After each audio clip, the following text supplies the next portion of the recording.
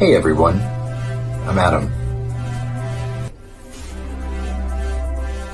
Oh, hi, I'm Debbie. And me, I'm Sunny Justice, and this is How We Quartz.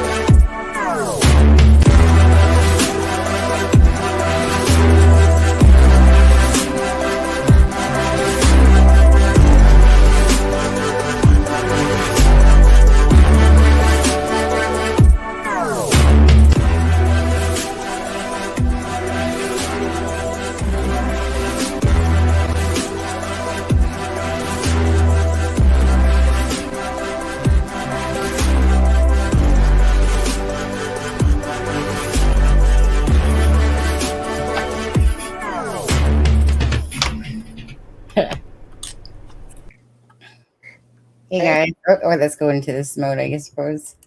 There we go. Hey Adam, hey everyone. How are you? I'm good, how are you?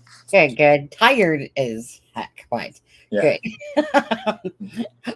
All day I was like, well, husband went to Whistler. Then I kind of stayed up from like 4 till I had to get ready from work at 9. Yeah. Laura says, the Canadians drink copious amounts of beer. Probably true. Yeah. Where are they from again, Laura? Hi, Copper Horse. Hi, Sharon. Go ahead. Yeah, let's say hi to everyone. Hey, Belinda. Yeah. Zen Monkey. Oh, gotta turn my volume up a little bit. I always turn it down because the intro is so loud. Yeah. Feels like I'm about to shake. Yeah. Hi, Bean. Hi, Peace. Belinda. If we double say your name, that's okay. We can live with that. Right. Sharon and Susan. Hi, Susan. Can someone? Yeah, of course. Actually, Peace, can you drop True Crime Web's web, if you could, website or channel, I should say. Did you catch any of Steve's live? I caught maybe 10 minutes. That's about it. Did you catch it at all? I did not. Yeah, I know it's hard because we're trying to get home and rush around and whatever. Thank you, Karen. How are you doing?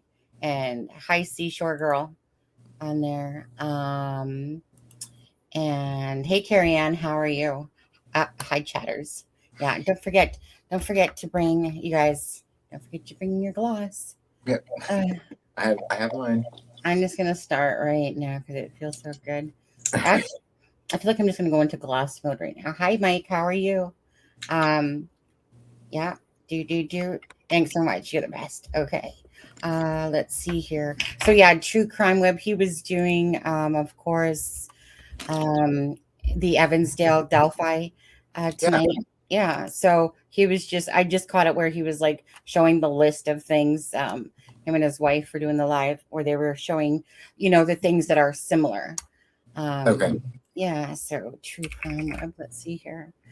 Yeah. So if anyone's watching, of course, that isn't subscribed to Steve from True Crime Web, XLE was doing that for 20 years and he loves helping people out.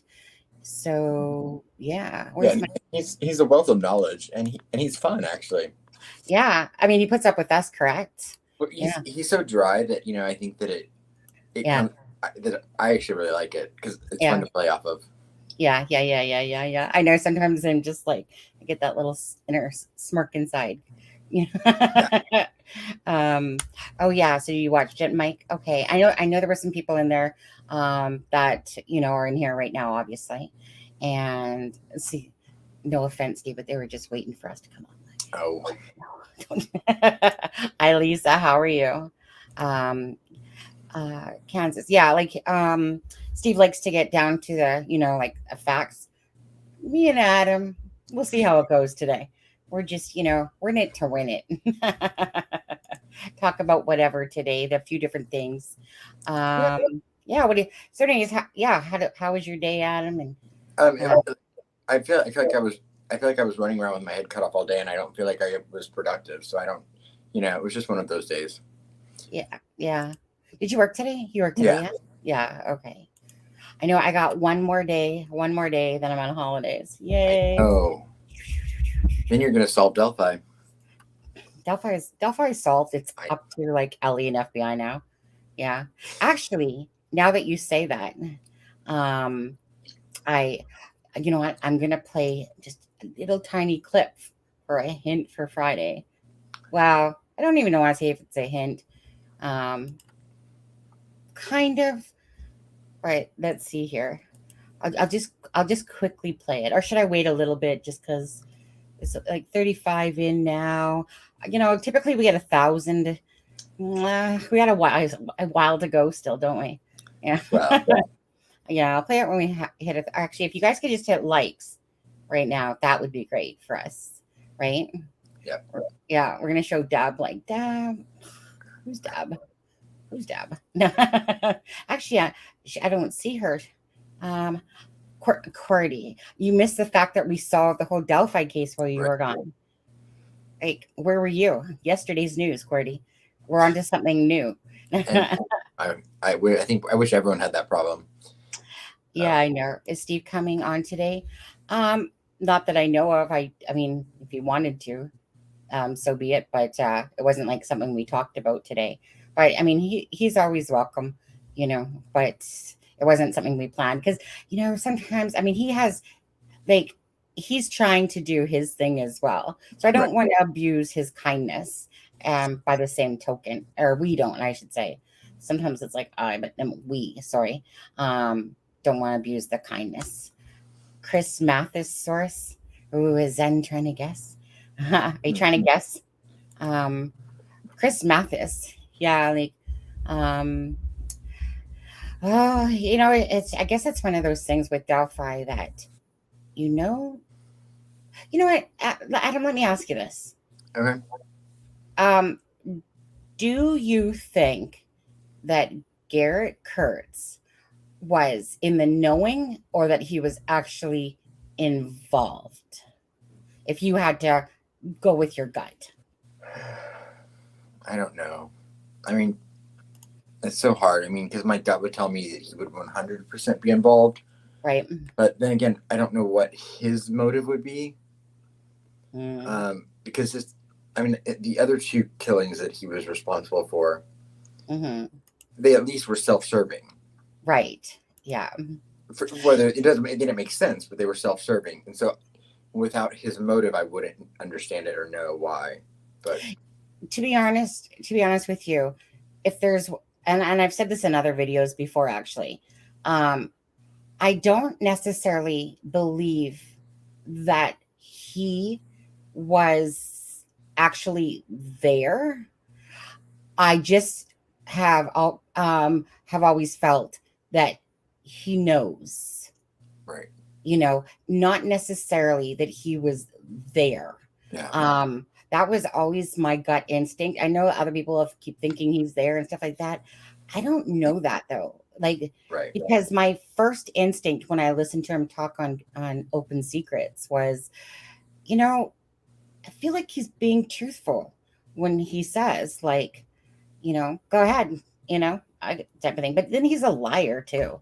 Yeah. So, and he loves the sound of his own voice. So, I mean, I do feel like there's a part of him that anything that he would hear, he would like make himself a part of in a way.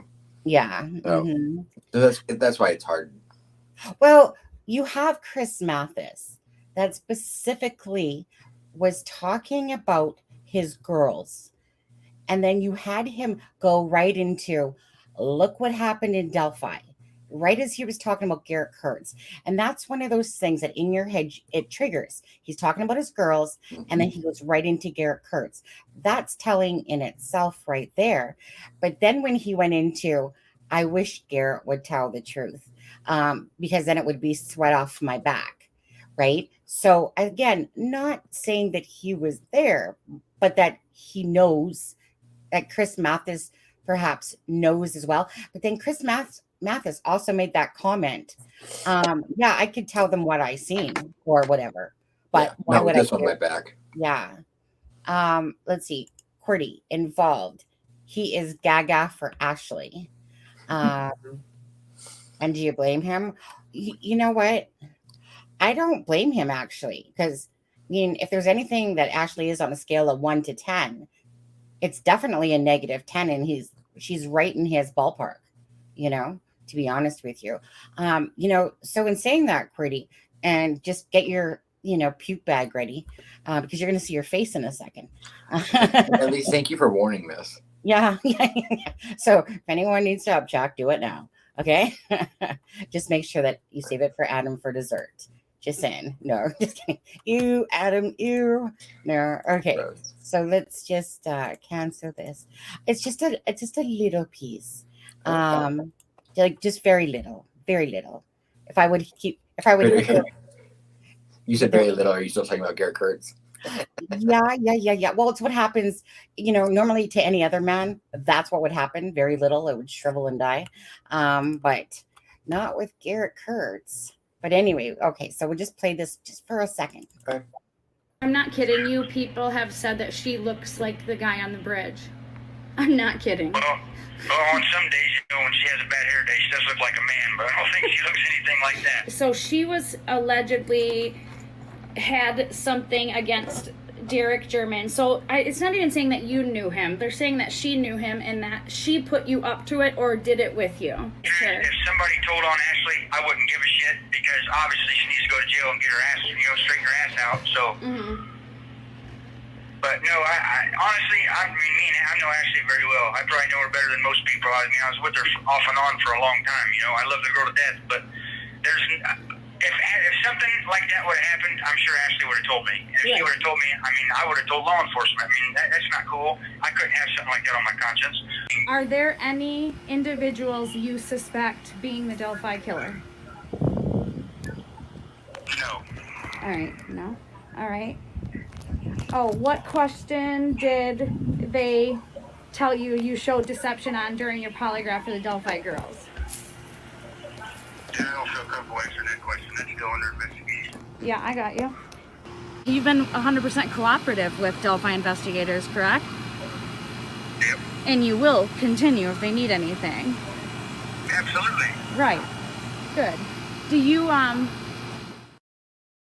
So back to us, I guess. Okay. That was it. That was all. That was all you get. Adam disappeared on me. So that's all we get. It's all you get. It's all you get. So whatever somebody wants to take from that. Now,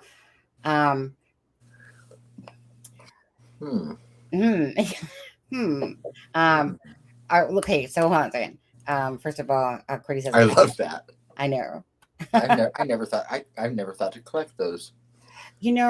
I'm so sorry. Is it wrong of me to laugh every time he says, well, someday she looks like a man? And I'm just like, I'm not in disagreement on this at all. I think that there's clearly some, you know, But don't you? I love that Midwestern, way of being like, she's horrible. This, she needs to go to jail. This and this and I this. know. Love her to death. Really? Yeah, love her to death. Just like you said about Nicole Bowen, love her to death. And as he sits in jail for the murder of Nicole Bowen on that one, I feel a little laggy today. I can feel like there's a little bit of a lag going on. So we'll just see how it goes. So CJK, I've heard others say it was personal with Libby. If so, we try to think of motive aside from being drug related. What do you all think? Well, I don't think of anything else to me for Libby. Well, hold on. Let me think about this. No, drug related. If it wasn't drug related, it would be to do with obviously sex. No, I don't even want to say that. Yeah, there's no other reason, to be honest, for me. It's if it's anything to me, it's drug related. Yeah, I could sit here and say this was meant for, some sort of video, like maybe by chance, she irritated Keegan Klein enough that, hey, let's just choose this chick. I'm not feeling that storyline though. I feel this is different. I still feel until something tells me different that this is a revenge motivated target to Libby. That's just how I still feel about it. Not to say it's right. It's just that's what still makes sense. What about you, Adam, on this one? I think that's very likely. It's hard. I mean, I think it's if the people we're talking about are involved. I think that you're 100% right. I think that it would be revenge related. Yeah. The only other thought to me is that it's something completely different. It would have to be something completely different, but it doesn't make sense. It doesn't make sense to everything that I see and everything that I have come across. It doesn't make sense. And I don't know, QWERTY, are you responsible for this? The one piece of the whole like Keegan Klein thing is fitting him into into where this all lies. That it confuses me because, and I've told you this a million times, and there's just so many things about the whole ski mask incident and everything. Correct. That they raise every flag in my book, and I don't know why. So let me put it this way. What have you thought, or anybody else in chat, to be honest with you, with the ski mask incident?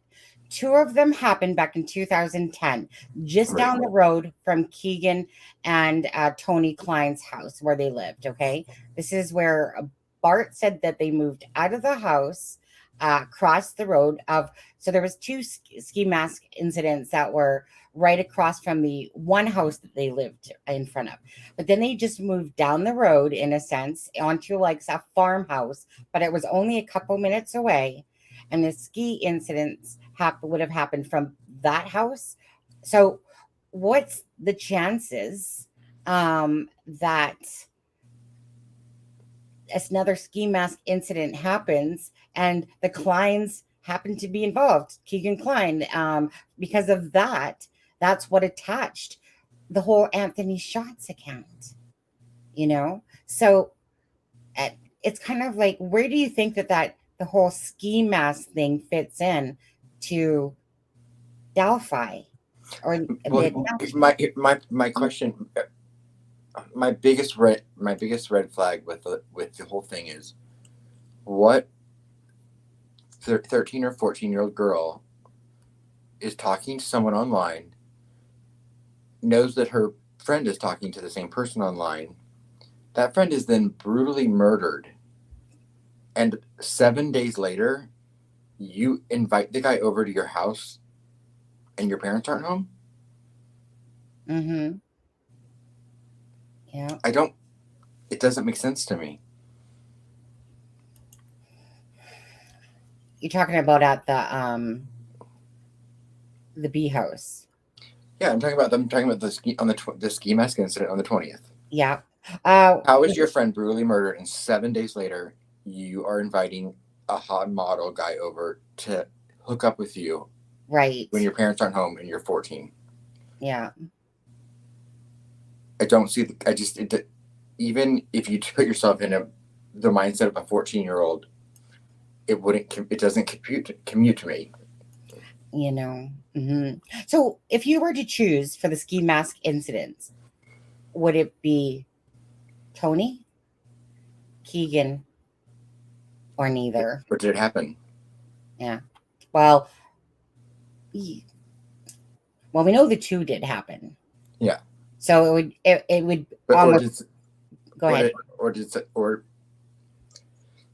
It's so hard, because I mean, one, it's a kid. I'm not saying that the kid lied. I'm just saying that, and I know there's just a lot of it doesn't make sense to me with that and where that fits in. But I've always said that I think that person is the key to everything. Like you and I talked about that several times, and that family, because it's the link to everything, and it's the part that makes no sense to me. Right. I always feel like I'm a dog with the tail running around, just doing circles after circles. It's like I find connections to this person, to this person, and it's like a never-ending circle of, it's a never-ending circle of trying to find the truer story of it all and where those puzzle pieces fit into it. Yeah, it's definitely a brain meld for sure. Yeah. Cordy says the mask guy wanted her phone to shut her up. Right. She was the connection. And that's 100. Definitely could easily. I've thought that a million times. Remind me, did he message her or she messaged him? Well, we don't know. We don't know how the plan came to be that day that she was. Well, isn't that she invited him over? I guess maybe I don't remember. Because I'm just trying to refresh my own memory here. So the one girl messages him and says, "Did you hear about what happened to Libby?" Okay. I'm just trying to remember. Is that the same girl? It alludes to that, but it doesn't say it outright in the transcripts. Right. It says a friend of. Yeah. Who does this guest that happened? It was said that she was getting off the school bus, and it was Monday the 20th of February. So 7 days later. And I would assume that would be 2:30, 3 o'clock, whenever schools get out in Indiana. Yeah. But I didn't mean to go off subject. I just no. That's the glaring thing that I'm like, well, where does it? Yeah, no, I'm just reading Laura's thing here. Sunny, would you take Ashley's face pic and add facial hair and a bill hat? So facial hair. Wait. Add facial hair and a bill hat? And the bill of a hat. Oh, I see. Yeah, but that's just playing around time. It's not Right. Actually. Hi. Oh, who's that? Who's that in chat? Oh.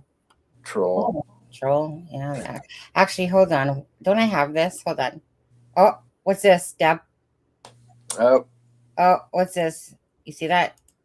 Oh, 69. There you go. Take that, Deb. Take it. You're not on the live. I made that specially. Okay. Hold on. Let's see. Where are we here? Go ahead. Did you see any other questions you want to? no, I was just looking through Go back to what you said. Sorry. No, I mean, to me, that was just that's just the thing that I just can't stop.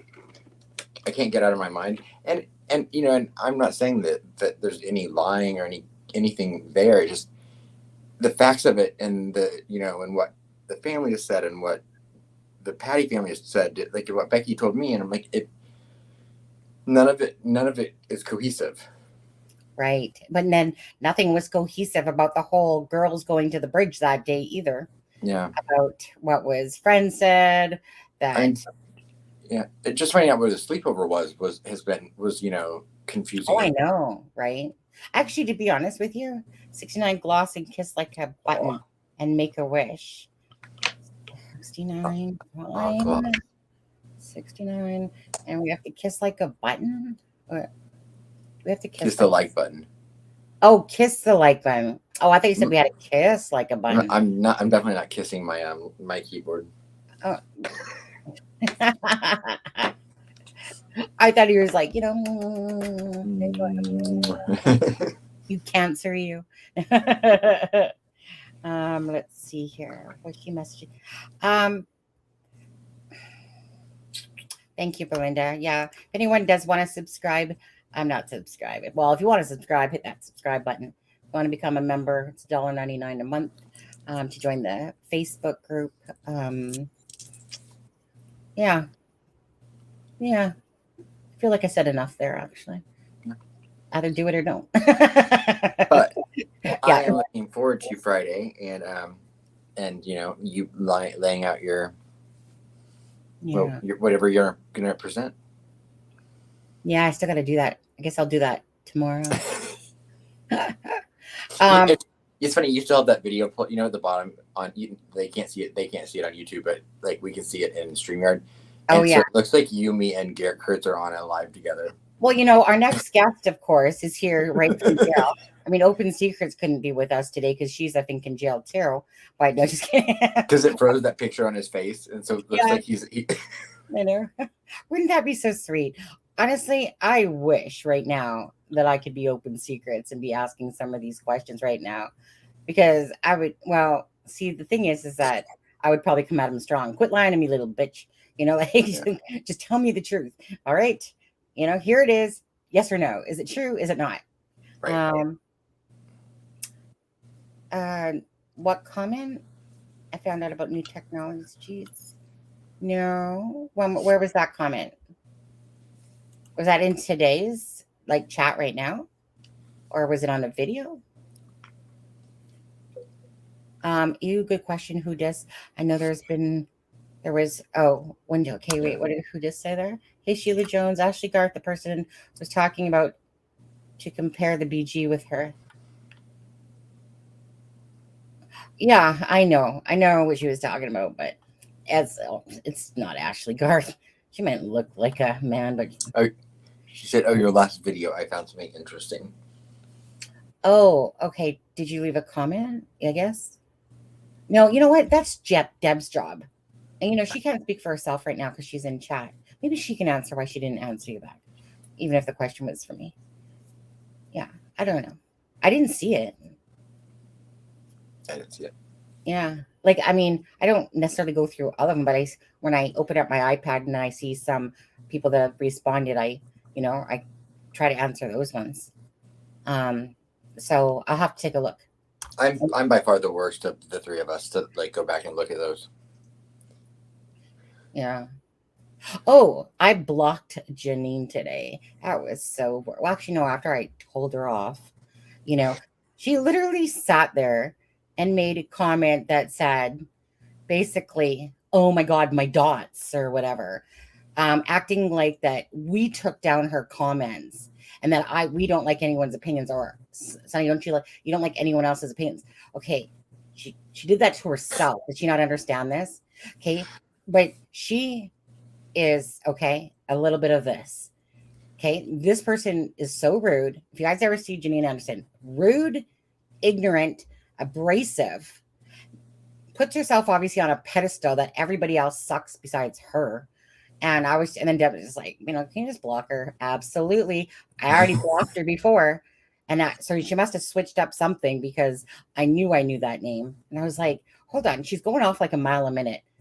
Oh, and then she was hitting dot central.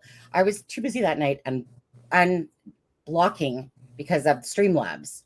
Hey, if you can't pay attention to the chat, or that you want to it looked like it was worse than Michael's. Yeah. Right? Seriously. That makes Michael's look great, to be honest with you. Right. Derp, derpy. Hey Sheila. Hello TTM. How are you? and internet crimes. Internet crimes against children grants funding at Purdue. I believe this could be the new technology. Is this about Lisa? I get you could answer this, or maybe you could can as well, Sunny. Is this about it having something to do with like an AI program that can detect child predators before they actually, as they're like, looking stuff up? And then I could be very off there. I feel like it had something to do with that. Hey, Steve. It was like preemptive. It was like a way to preemptively stop child predatory. So Faut still works there. So, I'm sure he's going to get his go, oh, can I be part of this? Right. I remember when she was telling me, Mama, absolutely. Steve's in the house. Yeah. So Janine, please don't come back. I would rather not have you back ever here. You think Steve worked his way through his emails today? Oh. See, Glad to see he's with us. I'm going to hold off on that apology until some time, like maybe, a few days has gone by, and then all of a sudden it's going to be bing, bing, bing. But he did fair enough say, hey, look, put yourself, not like we haven't said it all, but put yourself in point. So be clear with what you're saying. I will help you, but be clear with what you're saying to me. Unlike I feel like that me, Dub, Steffa, whoever else, Belinda, we should just forward Steve those emails ahead of time. That way, when they come in there, he won't be shocked. Yeah, he'll be just like, oh, no. Oh, see, NCD's terrible on there. Oh, but yeah, no. You know what? With Michael, it's always kind of a little bit, only one so far. Just wait. Okay. So yeah. I know he thought I tease him a lot because a lot of people have ignored him. Yeah. But it's like he's that person. 69 people watching. Squirrel. Thank you. It wasn't 71. We just dropped like 2 for it's okay. It's all good because you know why? Out. Yeah. Because then I can do this. Oh, 68. Gotta take it back down. All right then. He is very passionate about the Karina McClurkin case. The thing that always confuses me is that he talks about 2 other people that were murdered prior. No idea still who they are. I mean, he has said, but that's where I get all confused. But anyways, I know he just wants people to help, right. Again, but if it becomes to the point of annoying people, difference. And so when you constantly send email after email after email after email, message, again, anyone just kind of goes, oh, look, okay, this is way too much for me. Yeah. So I hope that he just tones it down. That's all he needs to do is just tone it down, and then he'll find that people will be there for him, right? To help him out, because I know he wants us to look into it and stuff like that, but I'm focused on Delphi. That's where the main focus is in. And even with some of the other ones, they to me will fall into play, I'm sure, at some point here. I just personally don't like to put Delphi is a case where you dig deep, at least for me. And I want that energy to go to the Delphi girls right now. Right. I feel like there's a connections to more of this to other cases. Yeah. And I'm sure that the people that are involved with Delphi also know who killed Karina McClurkin. I'm sure there's, the group of them or whatever that do. Again, it's not that I don't care about Karina McClurkin, but I know myself and my focus. Yeah. And it's, if he wants to come in on here and talk about it again, I'm all for that. But I don't have that energy. But it is a mixture of people in a sense, like Yeah. meaning there are names that are crossing over Mhm. because of so I get that part. So yeah. But anyway, Michael, if you are out there watching right now and you're not saying anything, you're always We welcome. love you. Yeah, you're always welcome. He does have a nice, great heart. But he's welcome to come on here and tell it, because I would prefer it to be talked about, but it has to be talked about again, beginning to end, so that people can understand and go, oh, now I get it. Instead of spamming chat that people don't understand. It makes it very difficult, because I'm talking about Delphi and then the chat's getting spammed with some of her stuff, but yet it's overlapping with some stuff to do with people for Delphi as well. But I don't have time to keep reading, like big paragraphs all the way down in the live chat. Does that make sense? Right. Absolutely. And I like what Steve wrote there. I will help anyone. Understanding the help needed is crucial, because that's the key. He You does. can't help someone if you don't know what the help they're looking for is. Yeah. So, right. And you definitely have to have the patience. I do, but I don't. My heart is with Delphi. That's where the focus is. And if something comes, to fruition with more of other things to go with it, like Flora, and Evansdale, then so be it. But the passion is for me, for Delphi. Libby has a video that I feel she needs those answers. She, like that video is huge to me, as going, here's what I took. Please solve our murder. Or you know what I mean? Please bring them to justice. Right. Steve have him to get to focus and be clear. Steve got those cop skills. Before we go on, let's just quickly say that Brayden Mahon has been located, like we said. He was located in Oklahoma, and the way that he was located was through Xbox. So they had taken the phone. Who was it that recommended that, about taking the Xbox and phone into? Was that you, Steve? Anyways, I just remember someone saying, like, whether it was the people in chat or whoever. Anyways, so that's how he was found. And when I talked to Shirley, she had said that she was doing a 12-hour trip to go pick him up in Oklahoma. So I'll ask her again in a bit and see how everything's going. Yeah. The Xbox is something that I think I know I brought it up in relation to also to Keegan Klein's, because when they arrested him in 2020, that was one of the items they took from his girlfriend's house, because there's a lot of content on Xboxes now. Absolutely. Mm-hmm. I mean, that's how the kid, I don't know, the Chandler Halderson kid in Wisconsin, I believe, that murdered his parents and burned part of them in their fireplace, that went to trial last summer. He had met like somebody online on Xbox and playing a game. They like brought him a gun and like all sorts of stuff. And so like there's all these like chats that go on in these games, and no one knows what's being said in them. Yeah, absolutely.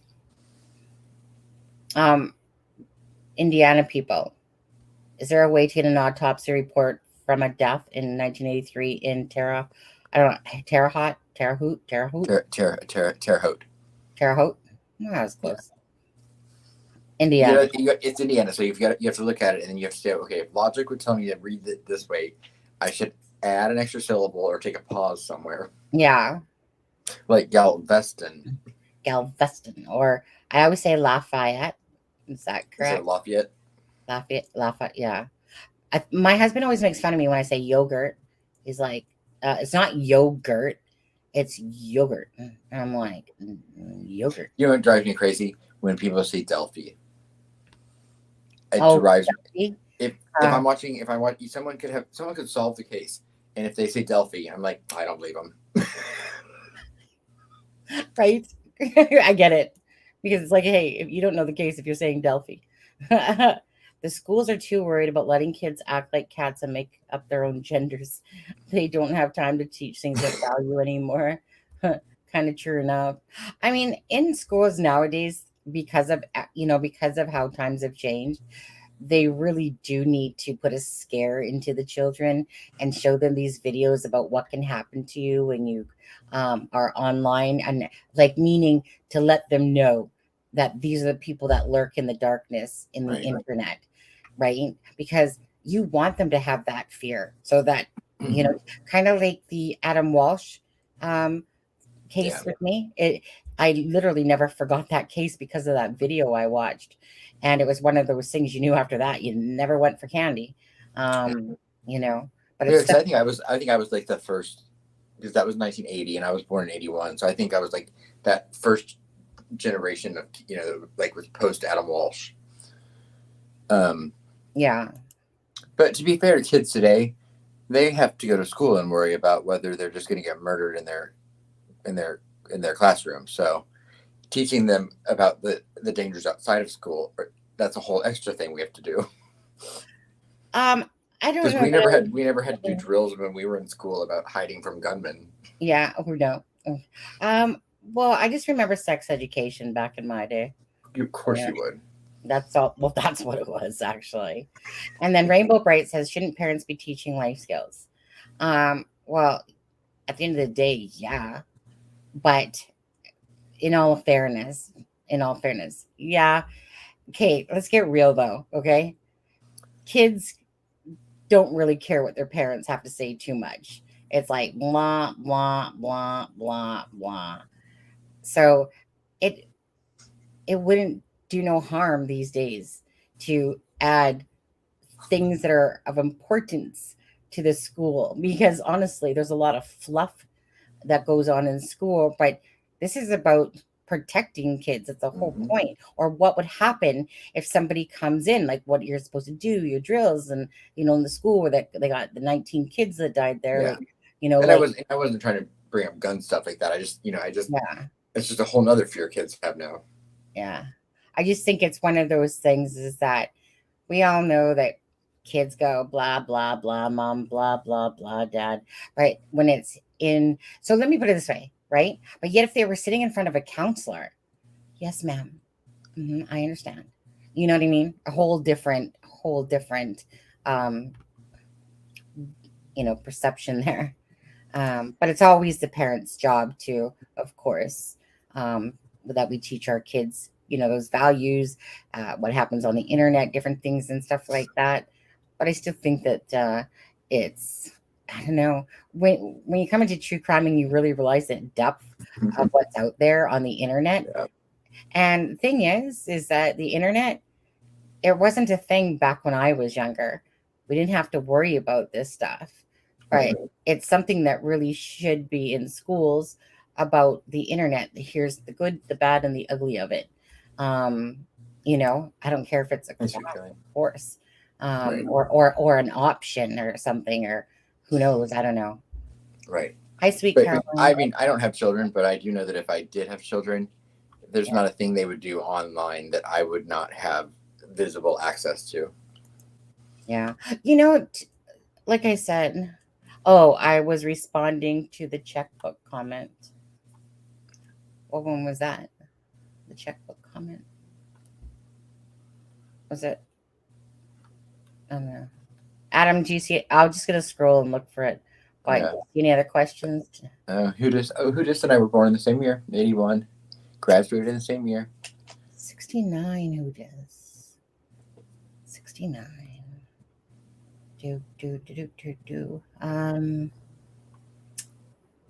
I must have went too far, probably. Right.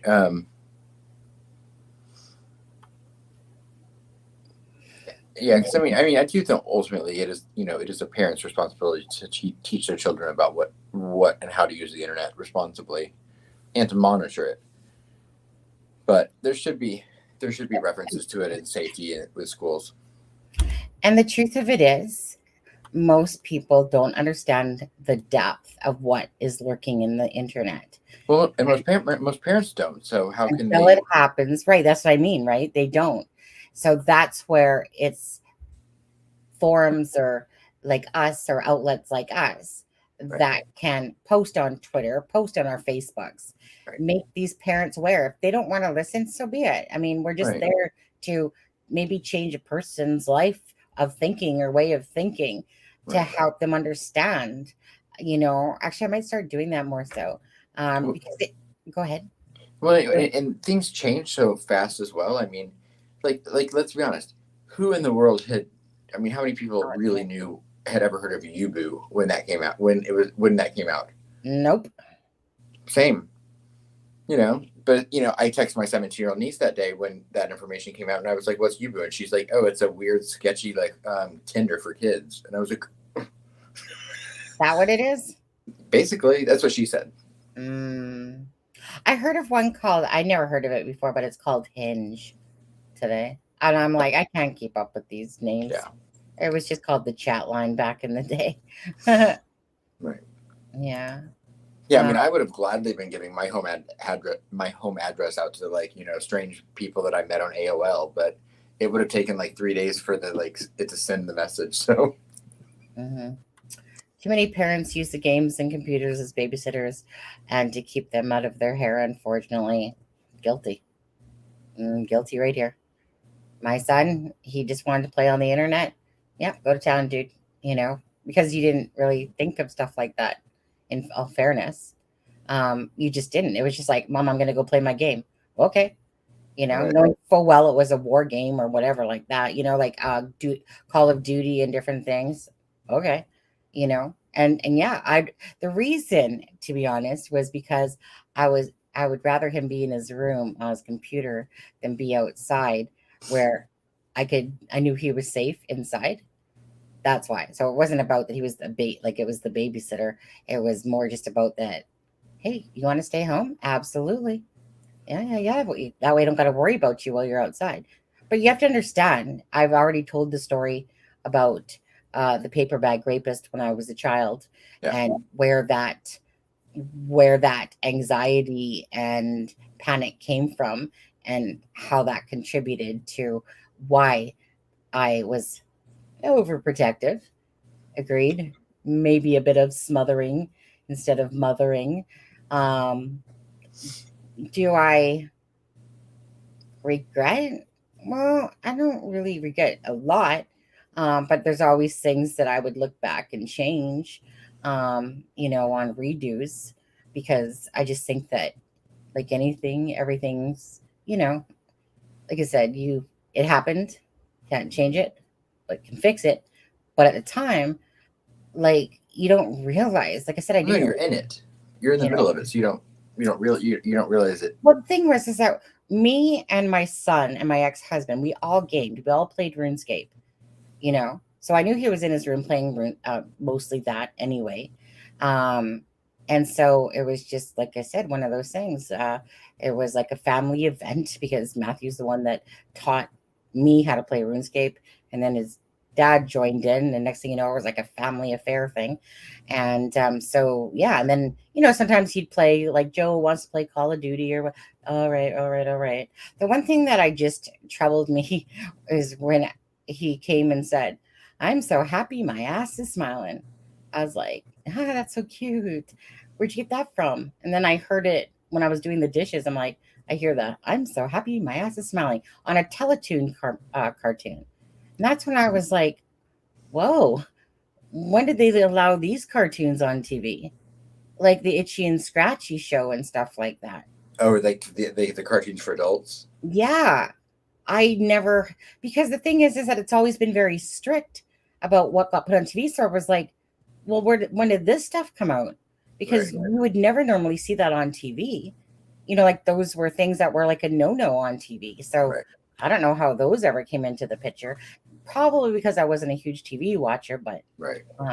yeah, I was just going, I don't know, it just shocked me. I was like, wait, what happened to you're not even allowed to swear on TV or nothing like that? Right. And I've never been a huge cartoon person, but there are cartoons that, like, you know, I have adult friends that'll watch these cartoon shows that they're raunchy. Like that if you don't know what it is, you're like, it's a cartoon, but then you watch it and you're like, oh, there's one on Netflix called Big Mouth.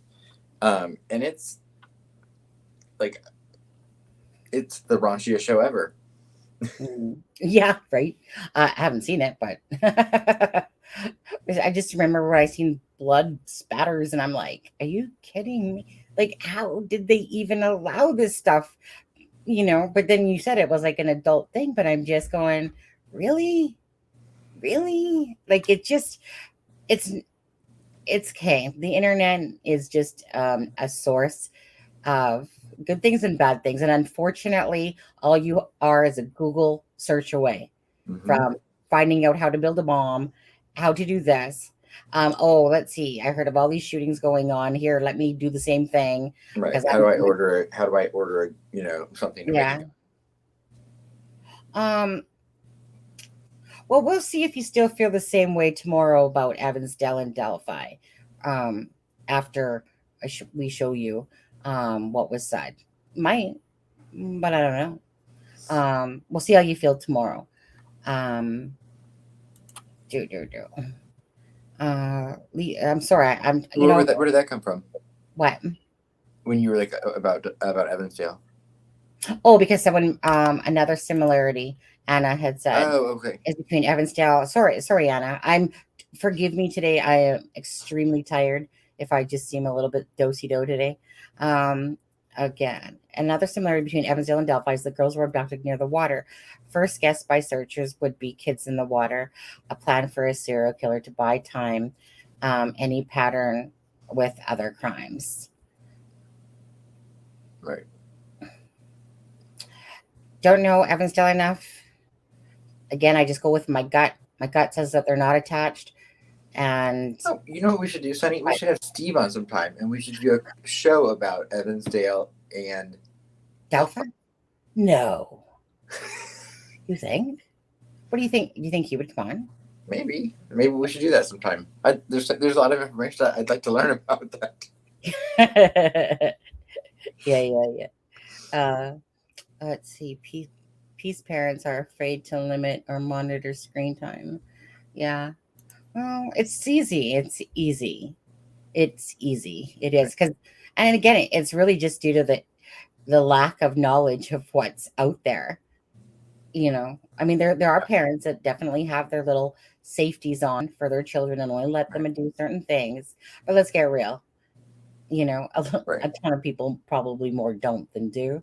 But if you shelter kids to the point where they're unaware of the world at all, how is that setting them up? You know what? All you can do is make them aware and let them know about the depth of the internet and the people that are on it. At the end of the day, you're not going to be controlling no 15, 16, 17-year-old's life because they're going to do whatever they need to do. And at that age, you probably don't want to be seeing what's on their computer anymore anyway. And so that's just the real of it, to be honest with you. I mean, the more parents try to stop their kids from doing stuff, the more that they're going to want to do it. You know how it is when somebody says, don't bug me, like type of thing. And the more you want to harass them about that because, you know, so and the kids that I grew up with that had the most closed off, sheltered lives and childhoods are the ones that flipped out the second they had freedom and didn't know how to handle being an adult and did everything to 1,000th degree. Partied, had set, they went wild because they were sheltered from everything when they were a kid. Sorry, I was reading Peace Notes. You're fine. Hey. Oh my God, Gilligan's Island. Who was talking about that? We were talking about TV shows. Oh my God. Yeah, That's Gilligan's Island is a classic. That is probably besides Three's Company, Gilligan's Island is like, and that coconut pie. I could watch rerun after rerun and never get old. I love Gilligan's Island. Yeah, and you know why? I think the Andy Griffith Show, it never gets old. I wanted to live on Gilligan's Island. I wanted to be Marianne and make those damn coconut pies. Yeah. No, I can't because I'm diabetic, so I can't. I wanted to. I probably wanted to be Ginger, but now I realize that the best character was the millionaire's wife. Oh yeah. Thurston Howell. Yeah, but the wife, she sat around in her furs. Yeah, I know, right? I can't even think of her name now. All of a sudden, I don't know how far I am behind. Let's go down to the bottom. I like Bonanza. I remember Bonanza. I don't remember it well, but I remember it. My grandparents used to like Bonanza. But, yeah. But yeah, but we were talking about Brayden. Well, yeah, like 10 minutes ago, sure. Yeah. I thought, was there any more that people wanted to say towards that? I mean, so he's been found. Did Shirley's on her way to Oklahoma to get him? Yeah, sorry, because I had kind of just basically said the gist, and I would be talking to Shirley after, like later tonight, and just messaging her again. So basically, right, he was found in Oklahoma through the Xbox.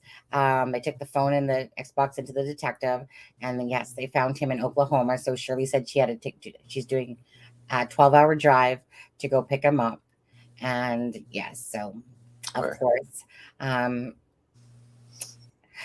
I would like to hear the story afterwards, you know. Well, I'm sure you will. Yeah. So, and hopefully they've arranged, because does Chris live with Shirley? No. Okay, so hopefully they've arranged that maybe Brayden can stay with Shirley for the time being. Right. Yeah, I mean, I'm not gonna lie, I gave him a little bit of advice. You know, like, you know, can I say this for anyone that has children? Because so granted, although my son has anger issues towards me, which I feel are unjustified, but whatever, they're his feelings, and it doesn't really help when people, you know, a couple things there actually, when they plant seeds. Children want to be heard. They simply want to know that their talking counts and not being shut down. And that's what I always try to do with my son. You know what? I always let him make choices. I would say to him all the time, you know, that's what hurts, right? Is because I always did everything I thought that a parent should do. Didn't ever think it was gonna come in my face and backfire. You know, and I still think that one day he's gonna regret the way, you know, and I get that. But the thing is that I always let him be heard. And then sometimes if I did cut him off, he'd say, "Mom, remember, let me talk now." And I'd be like, "Oh yeah, shit. Okay. But it was always. Wait, is your son named Deb? Yeah. Similar. But we're just gonna. Yeah. I didn't mean to cut you off. No. We're just doing a secret. Yeah. Again, I took my role very seriously as being a mother. Children are our gifts. It's that simple. It's our job to raise them properly. It's our job to do that and bring them up in a loving, caring environment. That's our job, right? That doesn't mean it's going to be perfect, obviously, as one can see with mine. But the thing is that I did everything I felt in my power to let him have his opinion, let him have his say, let him, you know, make his choices. And I always told him, look, tell me the truth, you know, because I'll know when you're lying to me. So just tell me the truth when I ask you.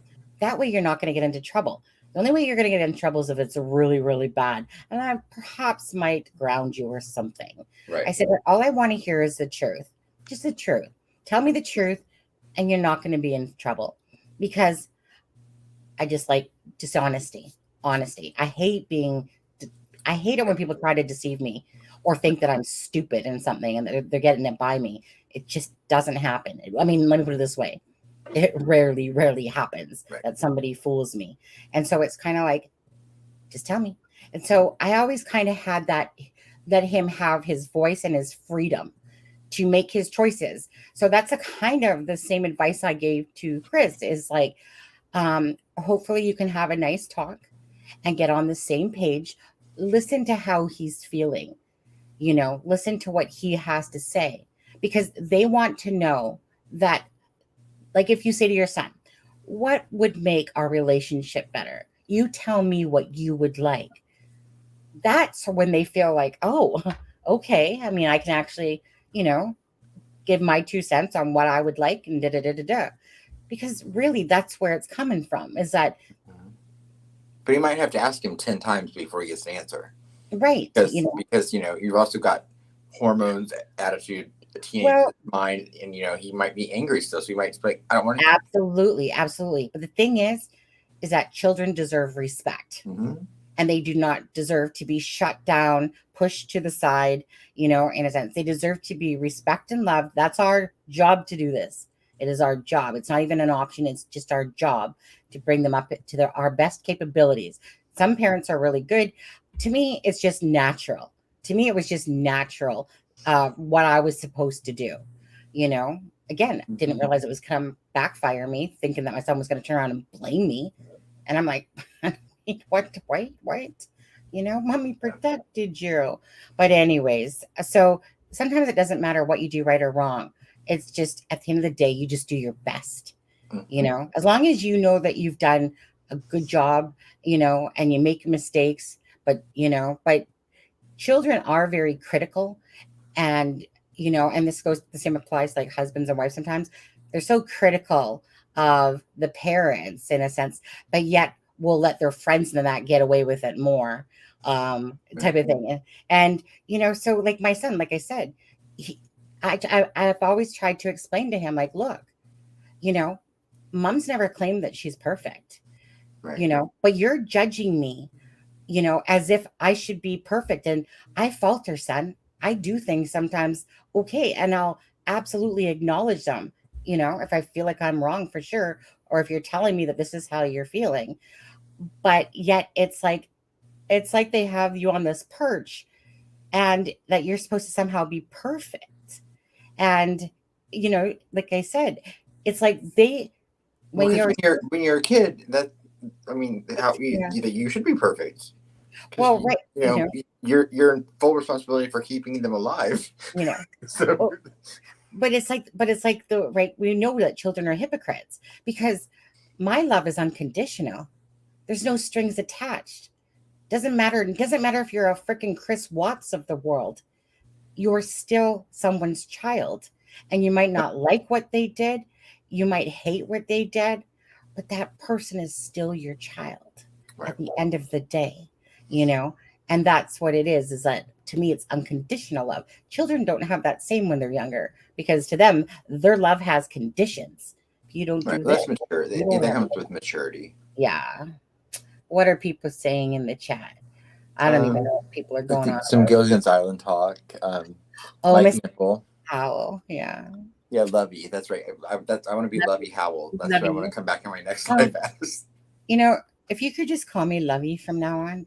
I mean, I call my cat Lovey a lot. Oh, okay. Forget that then. I was just thinking when my husband was gone, my husband. Actually, where's Joey? Like, not Joey Shaboo-boo-boo-boo. It's Joey. I haven't seen Joey in a while. Joey Lovell? Joey Howell? Joey Howell. Hewell. Yeah. Because he always says, hey, beautiful Sonny. Yeah. I've not seen him in a while. Yeah. So if somebody else could just make up for that while my husband's away. Because my husband always is like, hey, beautiful. Did he get to Whistler? He got back there today? Yeah. How's his finger? It's getting better. It's still sore, but it's getting a lot better. For sure. That picture still. I mean, just talking about. Yeah, I don't want to see that again. because even I kept looking at the picture going, ugh. The more I looked at it, the more I'm like, ugh. Yeah. My daughter is so much like my wife, hardcore. Yeah. You know what? My son was more like me, but then since he's been living with his dad, he's a mini me of his dad now.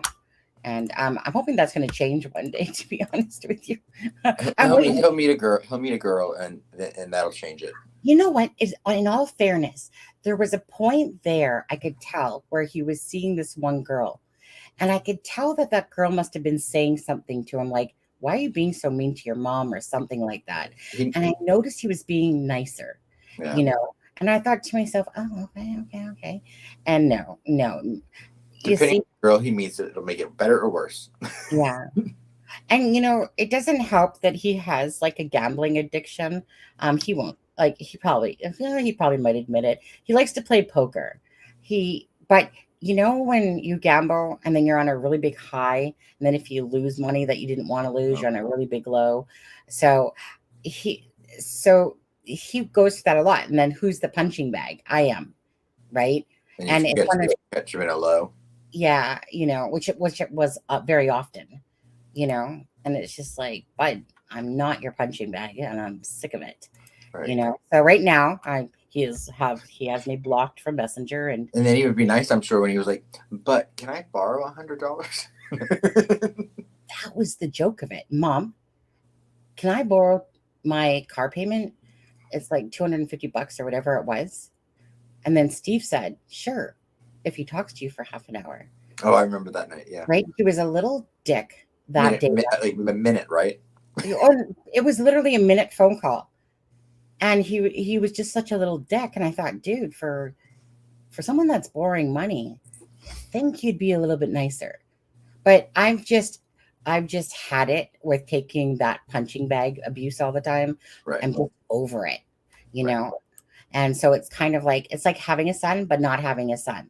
Right. Because my son just talks to me like I'm a piece of shit anyway. And I'm like, dude, who was there for you again? Right. Who hugged you? Who gave you bath? Who wiped your ass? Who did everything? Who hugged you in their arms when your daddy did it? Who did that? Oh, right. Oh, how soon we forget, And it's just kind of like I said. So he's got anger issues there, but he's not mature enough to deal with them himself. This is going to turn into a family therapy. I know, right? Murder.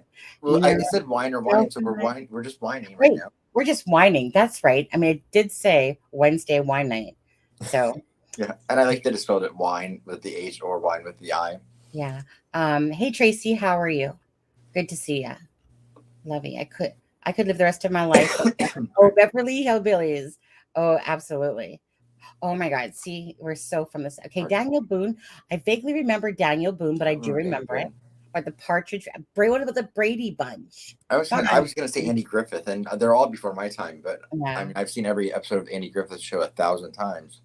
Yeah, there's a channel on YouTube that has season 1 and 2 of the Hillbillies 24 show. Yeah, she got it faster. Right. Yeah, I liked Dobie Gillis too. I always liked Dobie Gillis. Yeah, I don't know who that is at all. He went on to be Gilligan. I think. Wait, am I wrong? No, wait, I'm wrong. I'm wrong about that. Yeah. But no, Dobie Gillis was a great show. Oh, I'd never heard of it. It was like from the 50s. Oh, totally. My furthest show that I can remember watching back was like Alfred Hitchcock. Okay. Oh, yeah. Yeah, and with that side face profile, I always like that when that came out at the start of the show. Right. There are like 4 Joeys. Schools are one thing, but peers are another at Anna. You can send your kids to great schools and still they might end up smoking pot on tennis courts after the 6th period. Well, chances are they're all going to at one point or another. But you know what? Life is a roller coaster. It's up and down and it's all around. And it's how you ride the roller coaster, And when life throws you lemons, you make lemonade and stuff like that. I saw a great meme the other day that said the one thing about adulthood that everyone had wrong was no one is walking around offering me free drugs all the time. Oh, that's funny. Peace. I dream a genie and bewitched. Okay. If I could be that genie, absolutely. And bewitched, twinkle, twinkle, twinkle, twinkle. I Right? think he just likes the clothes. Okay. I think Peace just likes the wardrobes. Yeah, right. I used to dream that whenever I set up my Christmas village, that I was a little miniature person and I didn't have to deal with the world because I had my perfect little village with my snow and my little trees and the little stores, you know. Yeah. Do you play The Sims? I did. That sounds like The Sims, like I did. Like I didn't like for a long time I had heard about it, and then this one day I think I played Roller Coaster Tycoon or something. Was it Roller Coaster? Anyways, all I know is that I went to go back to play it like maybe about a year after, and it was just gone. And I was like, I played Pot Farm. Anyone ever played Pot Farm on Facebook? Yeah, I donated a lot of money to that Pot Farm game. Tell you that much. I Dream of Genie. Now that was a show. Okay. So I don't know. What do you guys want to talk about? Is there any update in the Dylan Rounds case? We haven't really talked about the Dylan Rounds case very much, but I know I know a lot of channels are, so we're not gonna, hawk on it. Nope. I didn't look at it. Anybody else out there that for a couple options here. If there's anybody that wants to join us tonight, feel free. We'll drop the link. Okay. Right. It must be a quiet night or is somebody else live that's taken away from our thousand like normal viewers that come in here every night. I don't know. Is something going on? Is there some sort of special event? Unless Thursday. No, it's Wednesday. It's hump day. I'm not looking at YouTube today, other than a video that someone said something about. Yeah. Please hit the like. Is Sleuth live tonight or anything? I don't know. I really don't look, to be honest with you. Yeah, but I just, unless I happen to catch them, that third thing dings and Sleuth's thing comes up going, Sleuth will be on in 30 minutes. I don't know. So I'm just going to play that little clip again, just for the people that are coming in and haven't seen it. Wait. That's where everyone is. As above, so below is streaming. Good for them. Well, I'm sure that he's going to be more than happy to steal Friday's content as well and claim it as well. I knew Deb would say that. Yeah, which is has his streaming. And how many viewers does he get? No, Deb said it's because I'm not with you guys. Oh, is that what's happening there? Right. Deb will be like, "Oh, he took that week off, and the viewership is going down." Yeah. I mean, she's probably not wrong. Well, that's what makes me mad about it, because we need Deb to 79. So that many people feed into that shit. Okay. Wow. Okay. You know what? It's his channel. Come on, people. Come on in. Come on. Yeah. Wow. We got 70 Purdue. Yeah. I mean, these people are torn. Yeah, 100 less than normal. Sunny and Adam or asshat. I don't know. I mean, I could walk around dog Mike into my garage. Yeah. Oh, who's that one? Where's the stinky person? Sticky. What's his name? Sketchy. The one that called into Sleuth's show that night. That guy? Grizz. Or Bridge Burner? Is that? I guess they're the same person. I don't know. Yeah. Hi Isaiah. How are you? Oh, hi Isaiah. Isaiah's in the house. But no, so you want to play that video and then? Yeah, well, I'm just gonna play it again for anyone that kind of just coming in. And then we can, if anyone wants to talk about any true crime cases at all, please call in. You don't have to show your face, even if you just want to give your thoughts. Got some info tomorrow, Grizz. Coming down the pipe. Friday. Okay, take that back. Friday. Today is. Told you I'm clearly tired.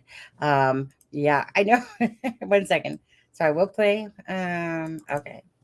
I'm not kidding you. People have said that she looks like the guy on the bridge. I'm not kidding. Well, on some days, you know, when she has a bad hair day, she does look like a man, but I don't think she looks anything like that. So she was allegedly had something against Derek German. So it's not even saying that you knew him. They're saying that she knew him and that she put you up to it or did it with you. Sure. If somebody told on Ashley, I wouldn't give a shit because obviously she needs to go to jail and get her ass, you know, straighten her ass out. So.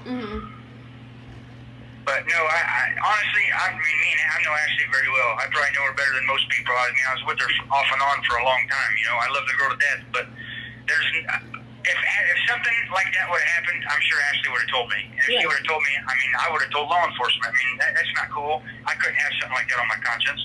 Are there any individuals you suspect being the Delphi killer? No. All right, no. All right. Oh, what question did they tell you showed deception on during your polygraph for the Delphi girls? Yeah, I don't feel comfortable answering that question. That's still under investigation. Yeah, I got you. You've been 100% cooperative with Delphi investigators, correct? Yep. And you will continue if they need anything. Absolutely. Right. Good. Do you,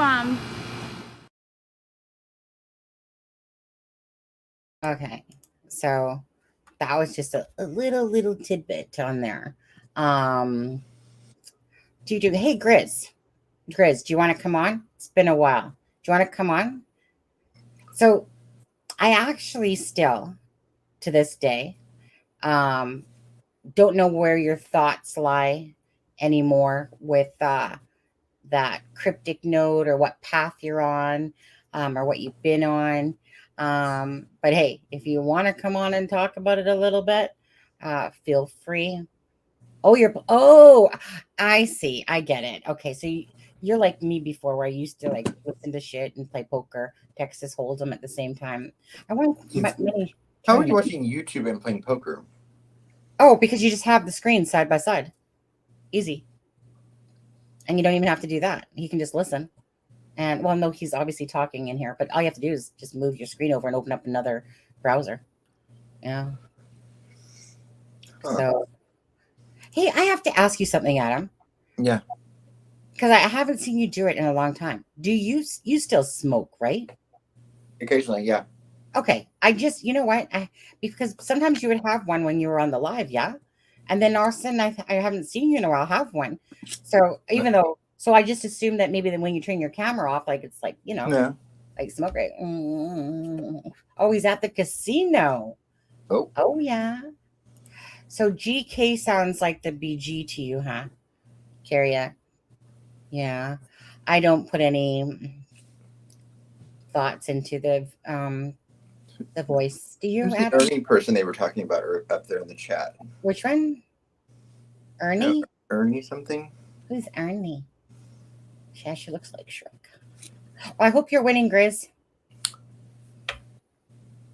Ernie Shells? Who's Ernie? I don't know. I was on it. I was on that stream that I got to meet Mel on Chaotix channel with a guy.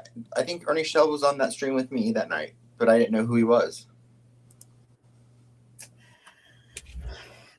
I still don't know where that comment was, but what is who, like, what's the connection to Delphi for this person name or? Oh, well, you were saying, is anyone else live tonight? And so someone had said that Ernie had left the hospital against medical advice and had a live. Who's Ernie? And then someone said Ernie Shell, and then it made me think. I was like, oh, is that the Ernie I was? Ernie Shell. I think Hannah's probably on the right track with that one. Maybe they covered for each other. GK to me really looks like young BG for what it's worth. Yeah, he's not, but for what it's worth. Let's see what we hear tomorrow, shall we? Yeah. Right. Let's see. What do we got? I love casino poker. Oh, Lake Michigan said, oh, it is the same guy. Okay. Bring it. Hey, so Come on. Does anybody want to come on with us? Anybody? Did you pin the link? No, because nobody said that they wanted to yet. Okay, how about this? I'm gonna pin the link. Okay. And we can talk about any case. Because if you might be passionate about a case that we don't know as much about, and you can tell us about it. Like I know a lot of people are talking about the Dylan Rounds case right now, and Yeah. I know that I'm probably more interested in the Dylan Rounds case than I think you or Deb probably are. No, you know what? It's not that I'm not interested, because yeah, I am. I just kind of keep forgetting about it. Like I know it's there, but there's it's a bizarre case, and so it's hard to make sense of. And yeah, it does interest me for sure. This whole the boots thing, and what was the updated from Murder Sheets? When was that? When was the update? Was there another video that came out? Last video I listened to was the one with Demi Johnson on it. Yeah. Well, I hate that Ernie has those problems. He was fun that night in the live that I was on there with him on. He was funny. Yeah, Ernie Shell. That was not long ago either. Yeah, Murder Sheets. I didn't know that they had an update today. I know that with the Dylan. I don't know. I know with the Dylan Rounds case. I know that an article came out today with his mother saying that she believes he probably has been murdered. But Yeah, absolutely. Yeah, we dropped the link. Okay, come on, people, get off your jobs. Come on the live, somebody. A few days on the Reddit page. Case might be the next super creepy, complicated case. I don't know why, but I don't think of that one as complicated. The Dylan Rounds one. Yeah, I don't think it'll be going on for 5 years. No, I think that one will be solved. I just feel like that one will be solved soon, to be honest with you, or in the very near future. Right. They already have the one guy in custody for unrelated charges, but they're still holding him. So. Oh, is it torture, Karen? Is it? Yeah. Yeah. What is torture? I think she means waiting till Friday. Oh. Is it torture? Yeah. Well, a little says a lot, doesn't it?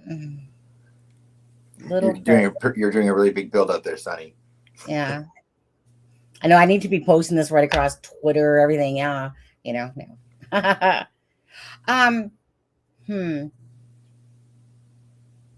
Like, what are your thoughts on the Dylan Rounds thing? Do you think he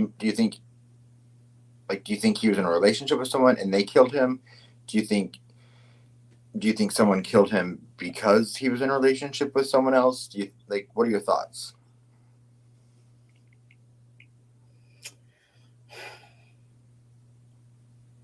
When I first heard of that first guy that he picked up, that he told his mom he didn't, that person. The one that was like bleeding or something, or the one, yes, barefoot. Yeah. He said he didn't know him, but then he mentioned that he picked him up, which was weird. But I would have think that they would have. I don't know. I would have.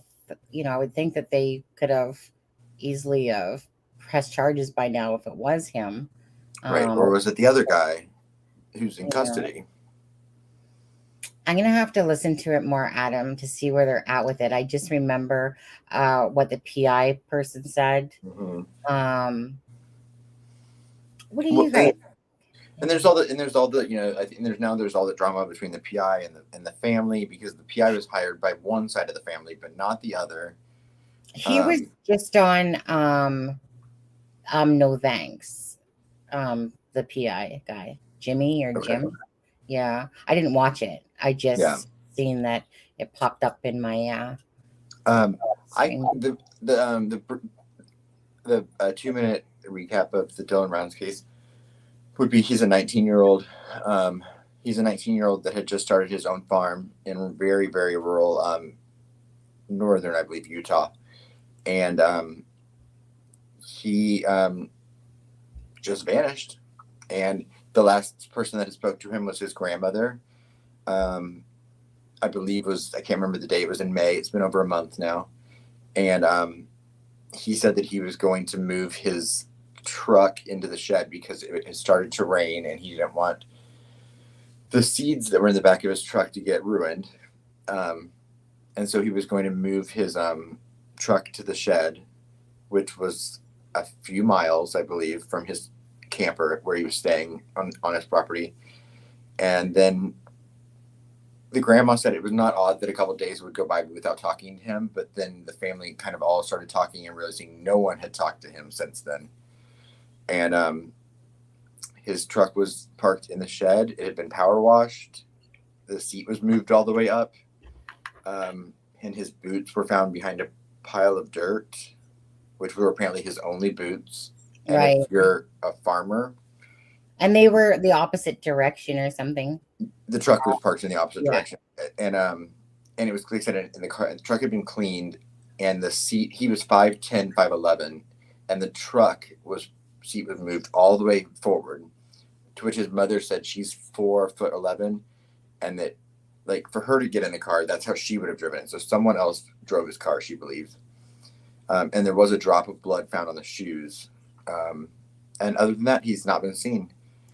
Yeah. He had $60,000 that he just had gotten access to for new farm equipment. And he apparently had been going around town talking about having like $30,000 in cash, but none of which the family says the money has not been done anything with. I don't know what that means.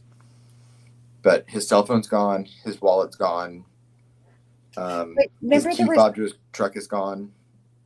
Remember there was something about a gun that was placed back, that they said that there was a gun that wasn't there, and then they said it was placed back. Yeah, well, yeah, because he says, but it's still kind of like up in the air whether his pistol is missing or whether it's not. Yeah. It's a weird case, though. And then it came out.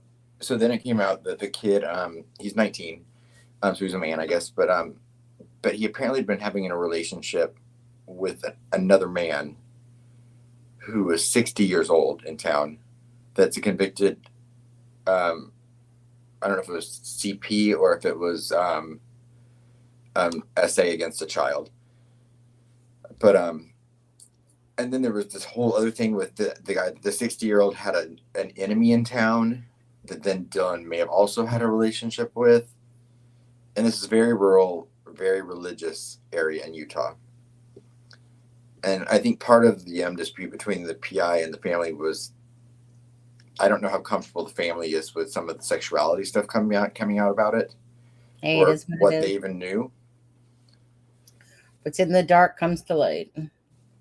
But when you're really religious like that and it's against your moral fiber, you might not want that to be an issue. And normally it should not be an issue, but You know what? I think at the end of the day, like I said, regardless, their son's missing. If truth is coming out and things are being said because of it, doesn't matter. It's all about seeing, finding if he's out alive or dead or where he is. Obviously, I feel like he's passed on.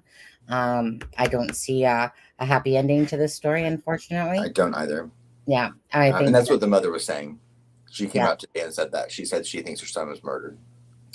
I agreed.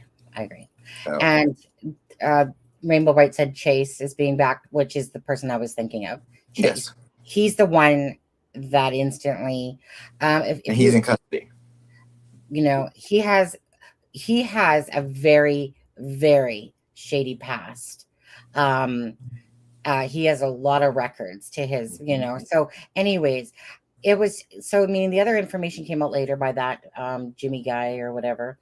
Anyways, I don't know, I just felt that the Chase person was a lying sack of shit. Right? Is Chase the 60-year-old guy that was in the relationship with him, or is Chase No. the enemy of the 60-year-old guy? Chase is the one that was with the blood. That's who happens to be the sworn enemy of the guy Yeah. who Dylan was in a relationship with, allegedly. Mm. It's very confusing. And then, like I Oh. said, and now there's turmoil between the PI and the family, and Yeah. then there's the other part of the family. So, and then it also is confusing because it's two different states, because it's Idaho Right. and Utah. Right. To answer Charlie Girl's question about the BG, I put 0 on the fact that there was 2 people and that it was Ashley Garth's voice. My personal opinion, nothing has shown that at all. And that voice, I honestly wish people would actually get over the voice, because it means nothing to us. It literally means nothing to us. Even if you think you figured it out, it still means nothing to us. Because if people that actually do that for a living can't say so that there's not enough there to compare, it's just a wasted venture of time. Because everyone thinks that it sounds like, regardless, there's not going to ever be that yes answer until like I said, a trial comes the way and it's brought up, or in the affidavit or something. I think of certain things as just a waste of time, and I think that that's one of them to try to figure out. I used to humor people and just compare voices for the sake of it so people would hear, like for instance, if Kurt said down the hill or Keegan says down down, use the word down. At the end of the day, that's just like the video is so deceptive to what he's wearing, to what you actually see. Same with the thing. It's muffled. It sounds different on different stations and the ISP. Yeah. It's been altered. It's been altered. I just think it's a waste of time to sit there. Like, meaning if you're putting energy into that, trust me, go put your energy elsewhere, because it's a losing battle, I feel. Right. But do what you want. Yeah, no, and the PI that claimed there was $80,000 missing, and that's the motive. Family says no money is missing. $80,000 doesn't go very far for farming operations. The load of seed is said to have cost $5,000. Yeah, and that's another part of the Dylan Rounds case, is that he had been working to get that farm off the ground for 2 years, and this was the first year that he ever had any crop coming up, and so no one that's dream is to farm or to grow crops like that is going to voluntarily just abandon after they've worked for 2 years at getting something to happen, and it's just now starting to happen. He was starting to see the fruits of his labor, pay off, and he wouldn't have left that voluntarily. And I'm going to agree about that. I think this is about the PI guy. She says, the PI answered one of my questions on another channel, and he called me Anna Linguini. Just to be funny. Good sense of humor, but I don't think he should be talking like he does. I do believe in transparency and honesty to a point, but then there's a point where it just was so unprofessional. Right, and you're being paid by the family. You're being paid by the family. You're not just on, it's not like it's your own channel and that you just kind of do say whatever different. Right. He's paid by the company. Act like a professional. Right. So, and that was where the two sides of the family come in, because he was being paid by the dad's side of the family. Yeah. And the mom side of the family is the one that has conflict with the PI now. Yeah. If I'm correct. I just think of that as you're a business. You're wanting to, of course, get customers. That's not going to help you any. Right? There's something about being straightforward, and then there's just something about being, again, just attacking, and he's not really using good judgment, I don't think. And the way it'd be like if Ashley Garth brought in a picture of, Kim Kardashian and said, make my hair look like this, or I want to look just like this. And I would be like, you could never look like that, because you could, and I started being mean or pointing out how her flaws, that's not good business for me. Mm-hmm. I might be able to say it in a diplomatic way, but yeah. Well, Support Steph says it's confusing. I do know that Jim has had a resolution to every case he's been on, and that has actually nothing to do with personally what I was talking about. I think those are two different things. Yeah. I think there's a way to act appropriate when you're a business. But does that mean, this is no different than Dog the Bounty Hunter in a sense, right? It's like he's got his rough, tough exterior and people love him for that. And, just do you at the end of the day. If it costs you people, meaning if this case, say, made his career better, then yellow, then kudos to him. And if it Right. doesn't, then obviously, it's just Yeah, I a know Steph has had some interaction with him over the Summer Wells case, I believe she said. yeah. So, Yeah. Rainbow Bright said it might have been a robbery gone wrong. Yeah, and that's one of the theories that it could have been. Oh, sorry, did I take something down? Sorry, go ahead. Oh no, you're fine. No, go ahead. Sorry, you said rainbow. I'm not sure where you were there. I don't know where I don't know where it went though.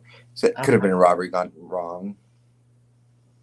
Yeah, because if he had cash on him, some people were theorizing that someone might have went to take the money. And then Dave said, "Does anyone know if they have done any forensics on the burn pit?" I don't know. I know that they've investigated the burn pit that was on his property, but I can't. I don't know if they've done. I would assume that they've started the process of forensics on that. And I think someone earlier said they were doing 2 different dig sites on his property looking for things. But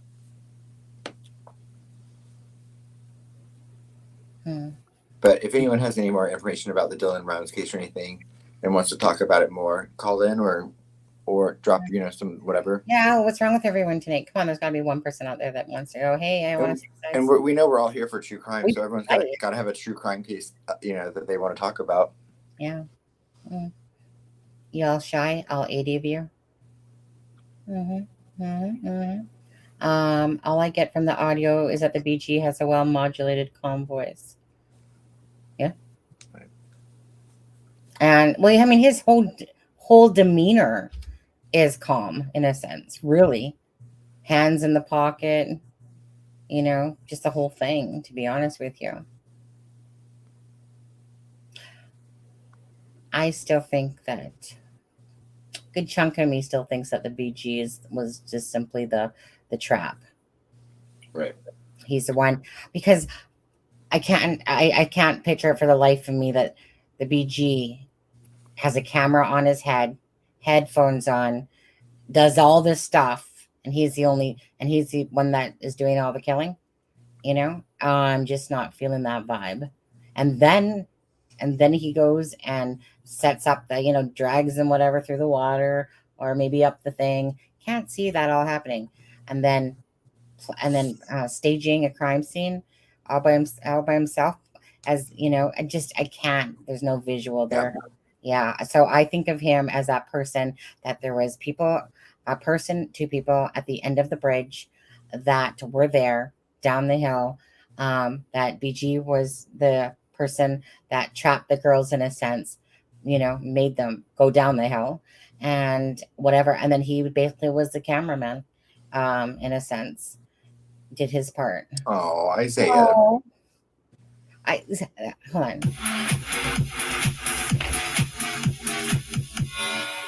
Isaiah. That was quick. The music came on quick. So I want to say this with Isaiah, because like I said, Isaiah, I remember from a long time ago, so he was a police officer for 5 years. Okay. And then, and I'm not sure if I can say this, but, and then his father had passed and he needed to go help his mom and take over the farm. I remember him, it's only sometimes when I hear it back because it's been quite a while. And so anyways, so I just wanted to say, bless you. And you never know what tomorrow brings, Yep. I love Isaiah's heart. It's just, I always respected his comments. They were just, like I said, a lot of it was very similar thinking, or just tossing the thoughts out there. I always love that when I see people that even when they write a comment that it's they're writing, like, especially when they're longer comments too, that they took. I know how long it takes. Trust me, I've left comments on people's things and you're just like, oh, here's a book, and nobody answers back and stuff like that. But I just want to say thank you, Isaiah, and thank you. I know you say you're proud of us 3. I know.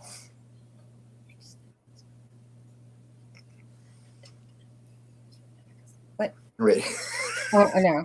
Well, I know. I still can't figure this crap out when it comes to. Every time. I yeah. And then wherever Deb's at right now. I'm still doing it wrong. Okay, so when I Just want to dance. point to you, So when you want to talk to me, just go the opposite way you think you should go. I know it just blows my brain cells. That's why I only got a couple left, people. But anyway, Isaiah, thank you very much. And we have to gloss. Oh yeah, right. Oh yeah, Isaiah, you got your gloss? Deb, you got your gloss? Cordy, you got your gloss? Anna, got your gloss? Belinda, let's go. Come on. No proof. We see you. No, you don't. Who's Deb? Who is Deb? No, poor Deb. Yeah. I think when he says, I'm very proud of you three, I think what he meant was Steve, you and Adam. Yeah. Oh, yeah, because we were on last night. Yeah. Or something like that. Yeah. Anyways, thank you so much, Isaiah. Plus burner phones. Oh, did I think what about the burner phones? What about the burner phones? I don't know. Mike S3 just said plus burner phones, but I didn't see what he's referring to. Oh, because I do think there was a burner phone used, definitely. Okay, a burner phone used, probably. Right. That's why I don't think law enforcement was able to identify the owner of that phone number because it was a burner phone. I'm so sorry. Excuse me. What? Aw. Thank you. That's very sweet. Anybody else? Are we your favorite channel? Don't everyone race that wants to say yes, though, right? We just dropped 3 people when you said that, Sonny. Your favorite channel? Boom, gone. No. No. I like the fact of, when you go into the bigger channels and it's like, brrr, I like the fact that it's like, like a nice mode. Second favorite. I guess you like your own first. I don't, Who said that? True Crime Web. I'm not sure who he is either, actually. Second favorite. What can we do to make you think that we're first? Yeah, or your favorite? It is said that there's a good cell phone coverage in Lucin Montello area.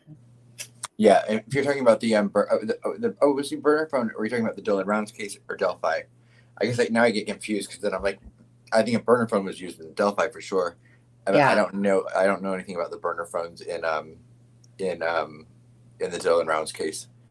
I do know that's such a rural area. I would imagine that the cell phone towers would have to have pretty good coverage in between towers, because I can't imagine there would be very many of them.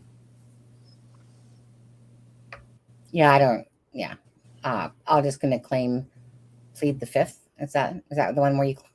Yeah. Plead the fifth. Oh, Reno is my number one. No, support with stuff. I get your butt on here right now. I've dropped a link. Or Isaiah, come on now. Don't be shy. Save us. That would be funny. Deb said, "Okay, Steve, you and me against them." That would be funny. You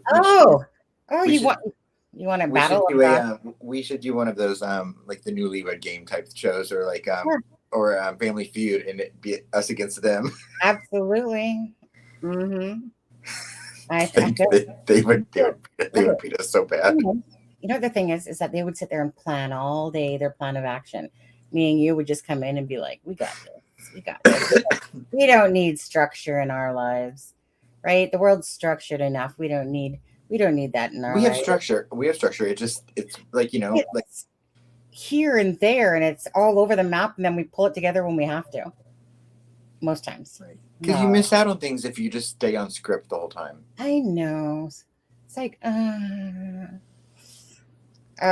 so bring it, Steve, Dad, let's go. It doesn't have to be today. Just plan for it, okay? Yeah. Me and mono, and you and mono, and they and mono. Okay. Can you get us copyright strike for playing like a game like on YouTube when you're on YouTube? We would have to figure out how to do it. One day, like I said, one day then we should play that game where you draw things, and you have to guess, and you got the chat kind of guessing or something like that. Right? We could have Sleuth Intuition be around the mod in the middle. It's like the host. No, Sleuth will be our DJ Sleuth. Yeah. I mean, not that Deb was a GG or anything like that, but she'll be playing instead. So nobody obviously wants to come join us. Right. Yeah. And Mike Esther, just to be clear, you're talking about the Dylan Round case, right?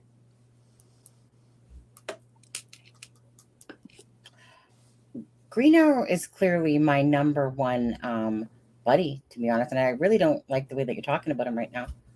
Support with Steph said, I took my Ambien, so I do not think you want me on your panel. Oh, but maybe we would.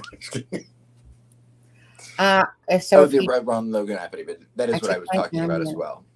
Hey, you know what? We'll take whatever you got. Yeah, Mike Esther, the Ron Logan affidavit, those two numbers, that is to me was the most interesting part of that. Is because it means that they did canvass the area for cell phones, and there were only two that were unaccounted for as far as finding the owners of, which means they're burner phones.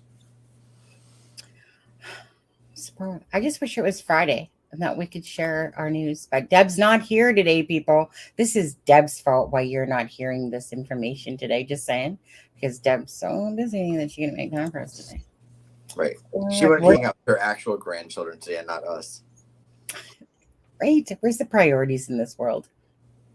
I'm glad that she got the opportunity to do that. Sure you are. Steve said, I take Sonny and Adam will change the subject for $500. Yeah, Alex. Ooh, I always liked that game. I wasn't good at it, but I Jeopardy. Jeopardy.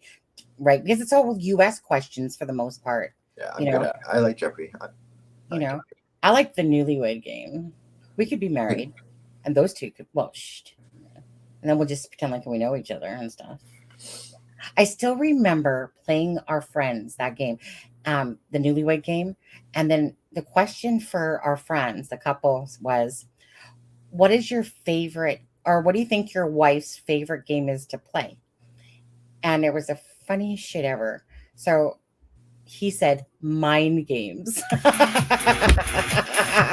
Oh, wow. Someone needed attention. Whoa. Yeah. I feel like that's like a coffee fund, right? No. That's going to go towards our day that we have maybe a party night, a music night. After YouTube takes its 30%, well, let's see what we got left. Okay, hold on. Let's just be right. Thank you very much. Thank you very much, Deb. We really appreciate your coming to our live tonight and blessing us with your presence. And I guess we should gloss for you too. Let's see here. This is for Deb. Oh, but that is hilarious. Mind games. I loved that. Oh, that was hilarious. That's a good response. I love you, Deb. Yeah. Only on days that end in Y, though. We love you. Right. I don't know. I just feel like we need a good cat fight to add to, the drama that's out there, because we don't really have too much drama here. But I just feel like a little, like let's. We don't have any drama here, really. No, not really. Do we have drama? Do you guys think we have drama in this channel, or are we too boring for you guys? I don't think we're too boring. No, and if somebody says that, actually, Melinda said murder mystery party game. That would be fun. Ooh, how about you set that up? Yeah, murder mystery party game. Well, we all know who did it. Deb said, "Shut up and gloss." I know, and we did, Deb. Deb brings them. That's funny, and it's so true too. You got her pegged, Joey, right? Me and Adam were just like, then all of a sudden Deb's like, you too, and we're just like, It's pretty much, yeah. Adam in the library with the candlestick. Well, I was thinking Mr. Plum in the bum with the candlestick. How about that one? Okay, I thought it was funny. I always used to play Clue when I was a kid, and I'd be like, I want to grow up and have a conservatory someday. I loved playing Clue. Right. I was good at playing Clue. So do you guys understand where my investigative skills have transpired from? Okay, so when someone says that like you don't know or have that experience, yes, I do. It's a game called Clue. Yeah. That's probably where my first interest in crime came in, was Clue. Right. I always liked it. Like, honestly, I was really good at that game just because it's kind of like, I don't know. I was very competitive, but I was a fun competitor. But the hard part was, for me, the hard part was finding, because you had 3 players to play. Yeah. And it was always hard to find that third person that would go play with. I know, right? Actually, I don't know if you guys remember this game, but this was one of my favorites. It was called Payday. I loved Payday when I was a kid. You learned how to pay bills. You learned how to That's smart. How to get, rent. It was, I loved that game, Payday. It's still to this day, besides Clue, one of my top games was Payday. Do you think drugs was involved in the girl's death? As Sheila, when you say drugs, what exactly are you referring to? Because do we think that drugs is one of the reasons that the girls were killed? Absolutely. Yeah. Did you see? I like Mike said. What did Mike say? What did Is Mike Deb say? hosting Neighborhood Twister again? Yeah, Deb. I'm not And sure. then Deb said, "Yes, Mike, come play." And then Donald Spain said, "I heard it was a new Twister." I was just gonna say I'm just catching up now. Trying to adjust the assets here. Oh yeah, okay. That was new twist. All right, we're trying to go down. We're trying to, Steve's in the house to be saying. Yep. Steve's in the house. Yeah. So it was support with Steffa. Lisa said Adam on the chase with the cigarette holder. Yeah. Miss Red was always my favorite. Miss Red? Yeah. She was my favorite character. Remind me of all the names again. Mrs. White. Yep. Red. Professor Plum. Mr. Plum. Professor. Oh, Mr. Plum. Professor. Wait. I thought it was Professor Plum. Which one was Green? Oh, Mr. Green. Mr. Green. Mrs. White. Yeah. Mrs. Peacock. Peacock. That's the one. And there's the yellow one, Mustard, Colonel Mustard. Oh, Colonel Mustard. Oh my goodness. Oh, Miss Scarlet. Miss Scarlet. That's Mrs. Red. That's who I meant. She was my favorite. Steffa. Love you, girl. Yeah. I'm pretty sure that Steffa said, Sonny.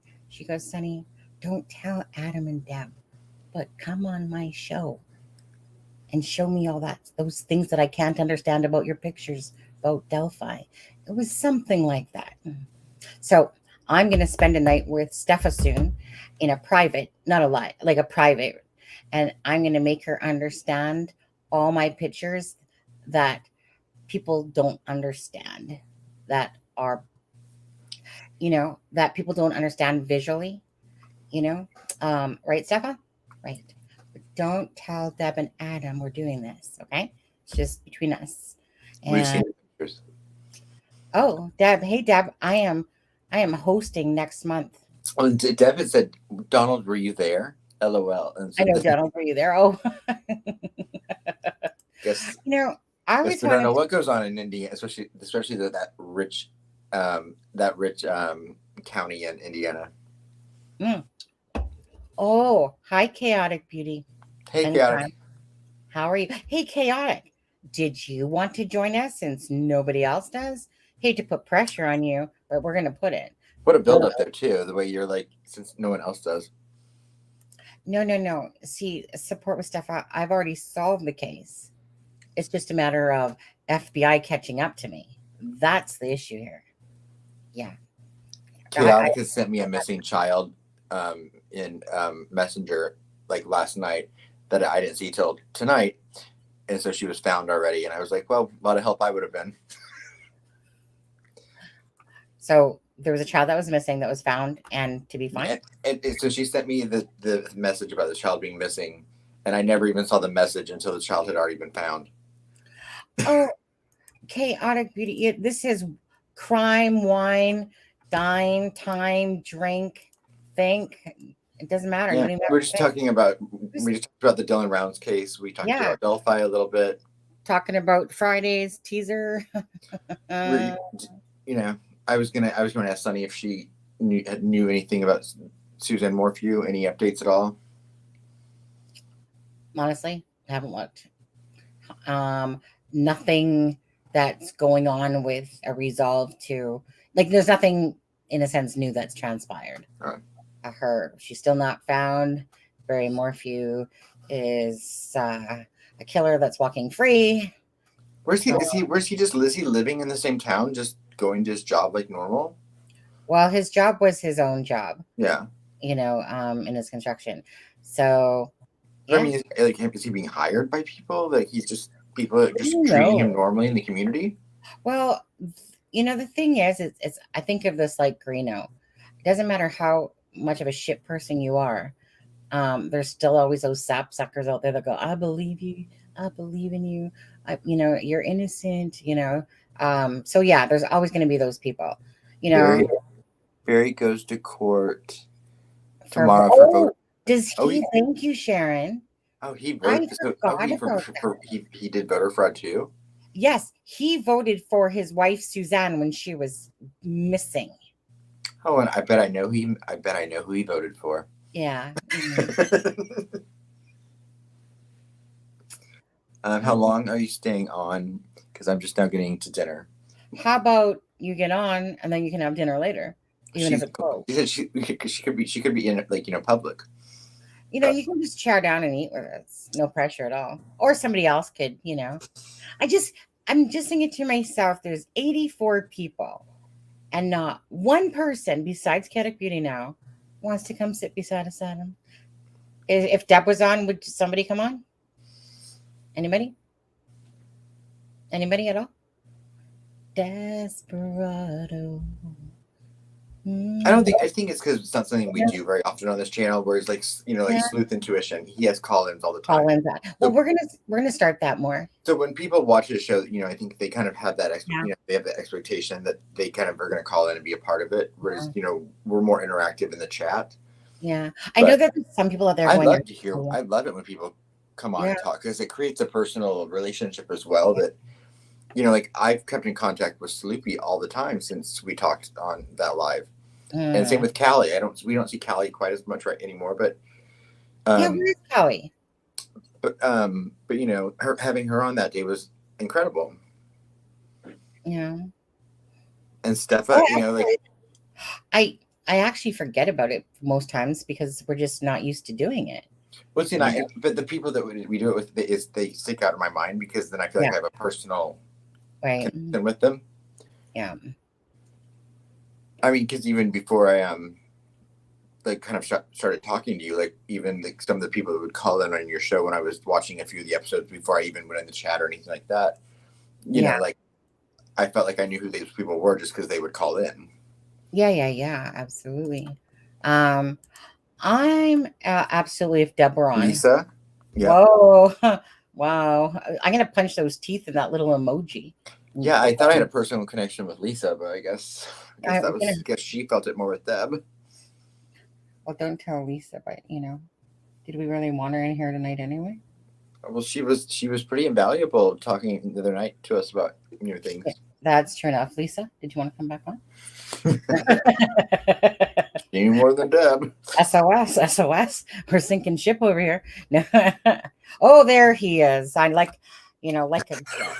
Did you know that we were talking about you an hour ago, and then you just popped on? Steve said, "I'm promised myself only 100 hours a week on Sunny's show." No. Give up trying to talk to Steve. Why? Do tell us. No. I promise I have 100 hours a week. That's funny, Steve. Honey, I was going to say, Steve, that is funny. That was very funny. Now, but we want really quick, before you do that, really quick, Sheila, Libby's favorite color was teal, and Abby's favorite color was purple. All right, now you can go on. Oh, thank you. I'm still laughing about Steve's. He's so funny. See, Steve, I knew that humor was and it comes out even more. Sonny, I know what time it is. Yeah, you know what time it is. You know what time it is. Oh, Michael, just for you. So every time I gloss, I can keep talking about you. Okay, Michael, there you go. I don't want to accidentally grab that. I don't want to grab that dark pink one that I accidentally bought that I put way over there. Yeah. My ears were give up trying to talk this. Wait, is it?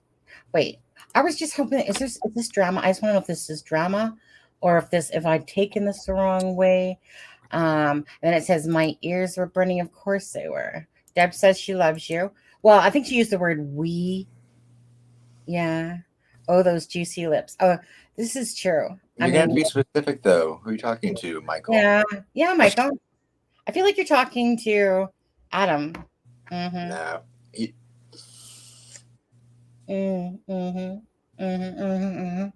Do I sit there? I'm not Adam though, because Adam, he's the one that's like. I don't mean to. God, that didn't look good.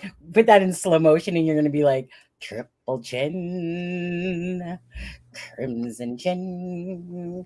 I look like a walrus when I looked at myself, and I caught myself as I was looking. No, orca, perhaps. Because your sexy long hair tonight. Oh, hey, Adam. And not everyone can see this, but like Sunny hair has like a lot more of a purplish tint to it than you would think that it does. Like it's kind of reddish, but it's got a lot more purple than you really think it does. Yeah, actually, you're right. It's just funny because you don't really notice things when when you watch them, you think you know what they look like, but then that one day I was like, Sunny, is your hair purple? Oh, you know what? I would love okay, let me hold on a second. Hair is on point, Lisa. I love you. And just for Deb, I just want to make sure that Deb know that we love her and that we are both cancers. Hold on, let me just. And Deb's response to that was that you need to get a crab emoji and stop using the lobster. And she's right. That is a lobster. It's not a crab. You're right, actually. All I seen was red and 69, and I was like, I didn't notice it until Deb said it either. Did anybody else notice that? Thank you. Seriously? Okay, now I feel like a fool because that is a lobster, but I still like the 69. Does that count? Okay, and remember, just a reminder, anyone that does give donations. Deb. You interrupted here. I'll be turning 53 on Sunday. So 53 minus 12. Well, yeah. So any donations on Sunday, just saying, if you guys want to, I don't know, buy me a mansion, as long as they end with a loving 69 at the end. Just in case you do. Okay? Just in case. 69. You guys have no idea how much all my life I have joked about. Not joked, but joked, yes. But I always loved that I was born in 69. I did. Just because it was a great darn ass song. It is a great darn ass position, and 60, 70, 68 just didn't work. 68 was where you do me and I owe you one. But that came later in life that I learned that one. Have you ever heard of that, Adam? Mm-hmm. Yeah. Okay. And so anyways, but 69, it's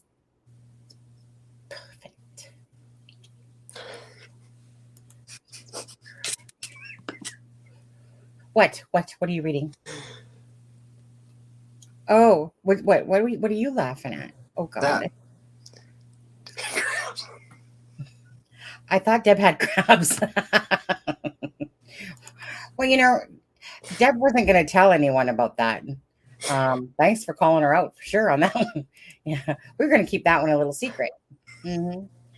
I'm Cancer. It's that new Twister. It's easy to catch them there. Oh, right. Michael, don't forget to donate to me. Ending in 269 on Sunday. That's okay. Buck 69 coming my way. I can feel it. I forgot. You know what? This is why we do love you, because you are a Cancer, right? I mean, I know Deb wouldn't probably agree with that. Mm-hmm. But she still loves you. You know what? The more she makes fun of of our Cancer thing, the more I want to talk about it. Right. I didn't know that Michael was a Cancer. Yeah, he said he was before, but a different type of Cancer. July 18th. Yeah. Or who said the birthday was July 18th? Hey. Who said their birth? Someone just said their birthday was July 18th. Oh yeah, how many cancers are in the house? I'm a Cancer. Sheila's a Cancer. Oh, see, Oh, attraction. the 18th. Yeah, she was a Cancer. I'm just curious how many Cancers are in the house right now with us. I mean, obviously, if you are a Cancer, you have ultimately great taste. Yeah. Libra scales, you guys are always welcome here as well. Who else there? Pisces. Pisces are good. Yeah, Pisces Ish. are good. Ish. Yeah. Ish. Yeah. Cancer, Lisa. So Lisa knows. She's got it. Cancer, Samantha. Right. Yeah. Okay. So block that check. Sounds like Janine's coming back, but in Deb's freaking. I think this person has Deb's avatar.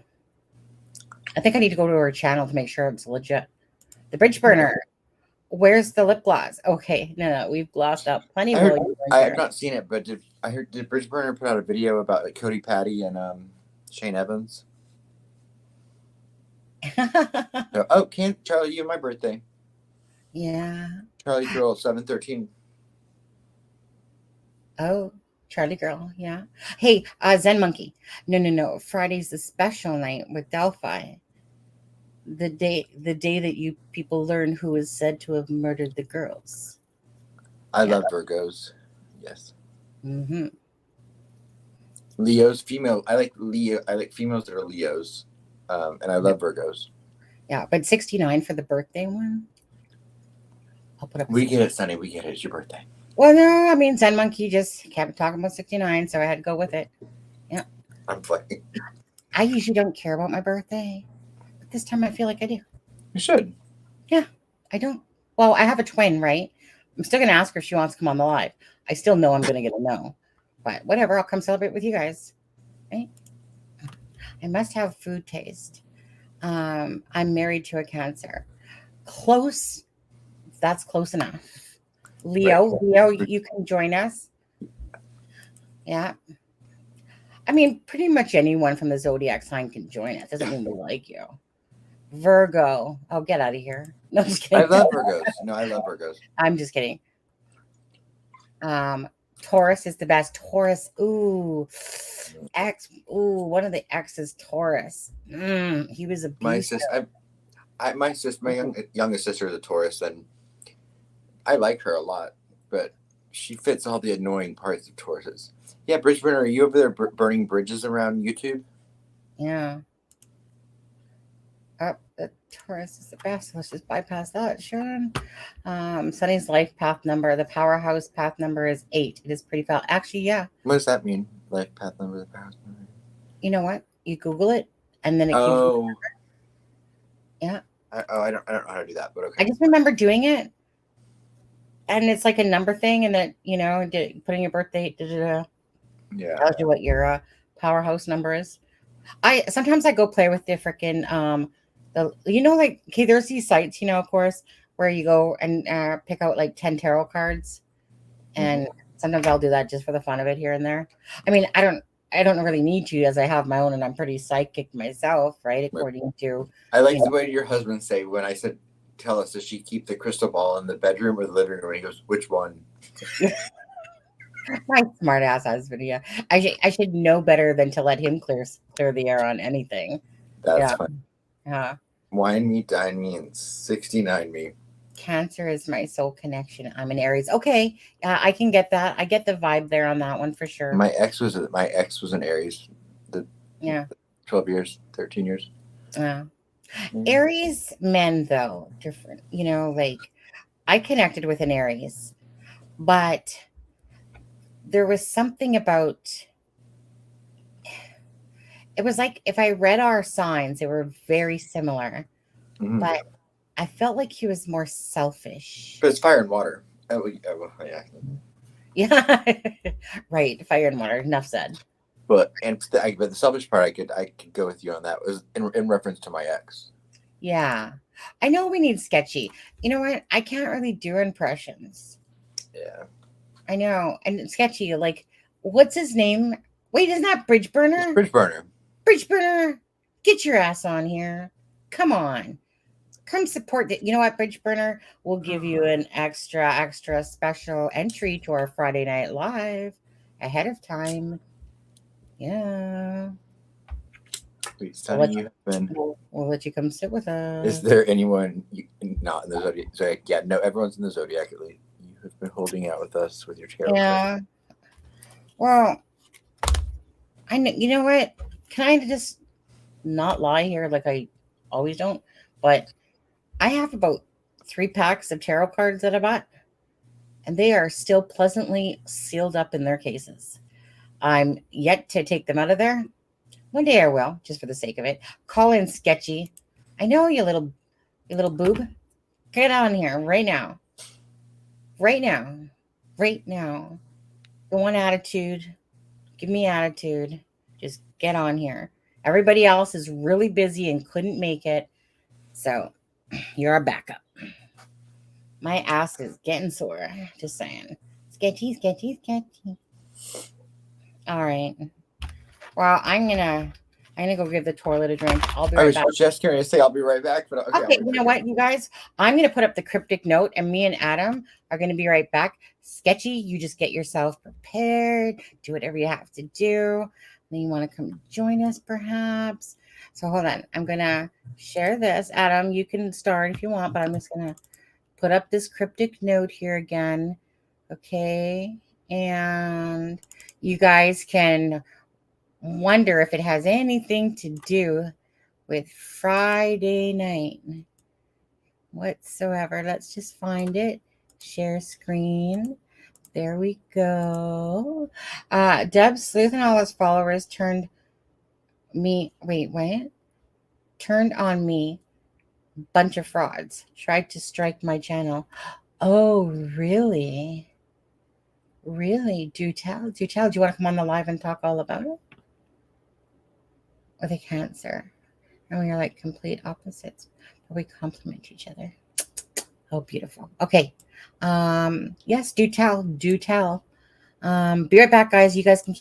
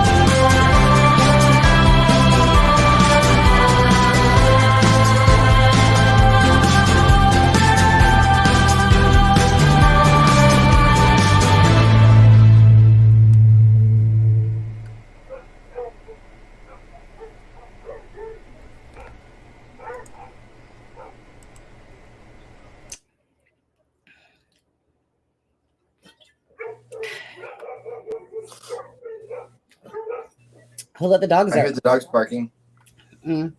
That's just Deb in the background.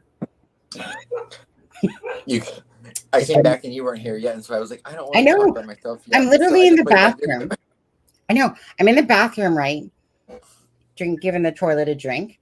And all of a sudden I'm saying to my husband, I hear this intro thing playing. And I'm like, what the hell? And I'm like, did I leave something on? And I realized Adam did it. And of course, wanted just to make sure that we're on the same page here, that I don't drink whatsoever. Right.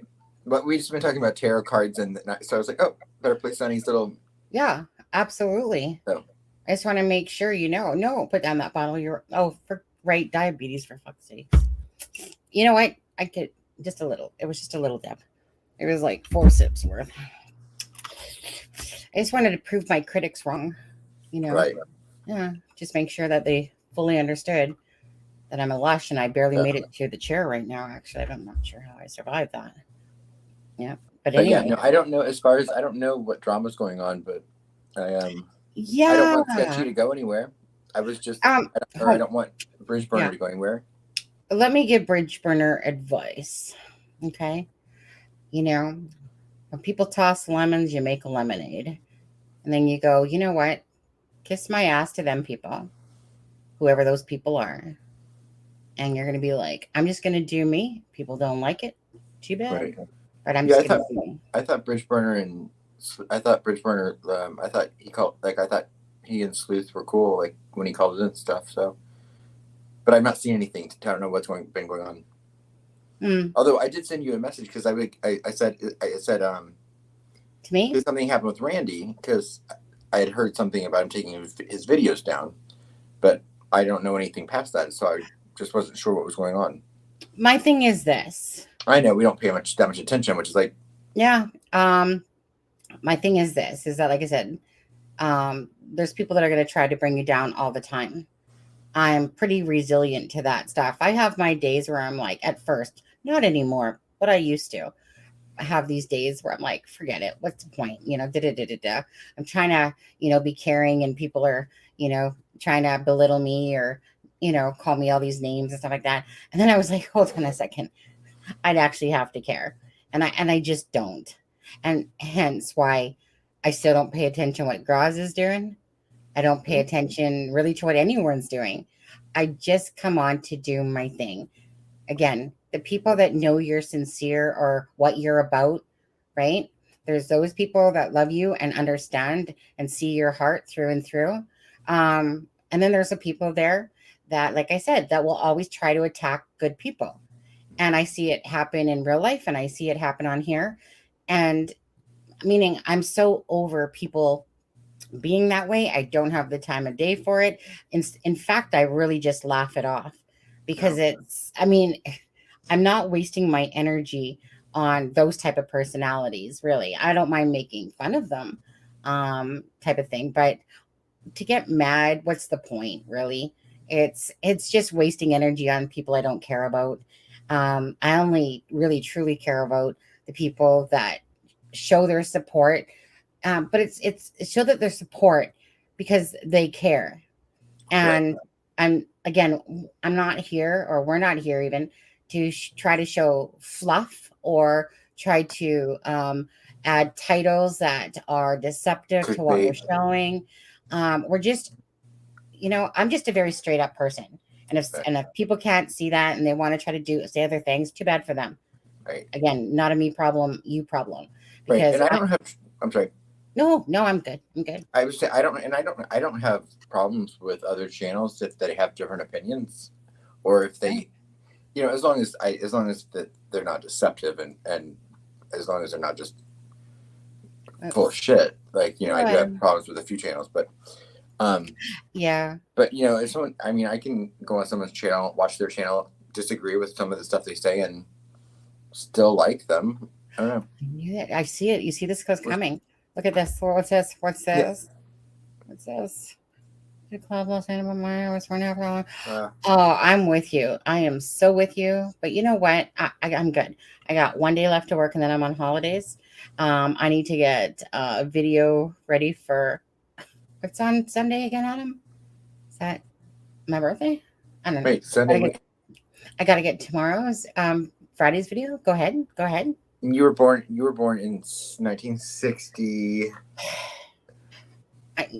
Well, You were born in 69. That's right. Close. July 3rd, 1969. Yeah. You know, I don't know if you're psychic, or what you are, but you were spot on. Oh. You are just spot on. What? 2 live streams. Do tell. 2 live streams, just an hour, telling all their viewers to report my channel and tell the police I said I was going to burn the bridge because of my name. Okay, that's just stupid. That's actually just stupid and funny at the same time, to be honest. Yeah. And you know what? It's not like YouTube's going to be like, obviously they look at somebody's content and, again, it's the joke of people that way. Right. Honestly, those people literally it's just immature is what it is. Yeah. It's immature adult idiots. That's all it is. Egos. And honestly, it's like when I look at that, it's like, yeah, again, I'm sure I've had probably someone say, come attack Sunny's channel, come and do this.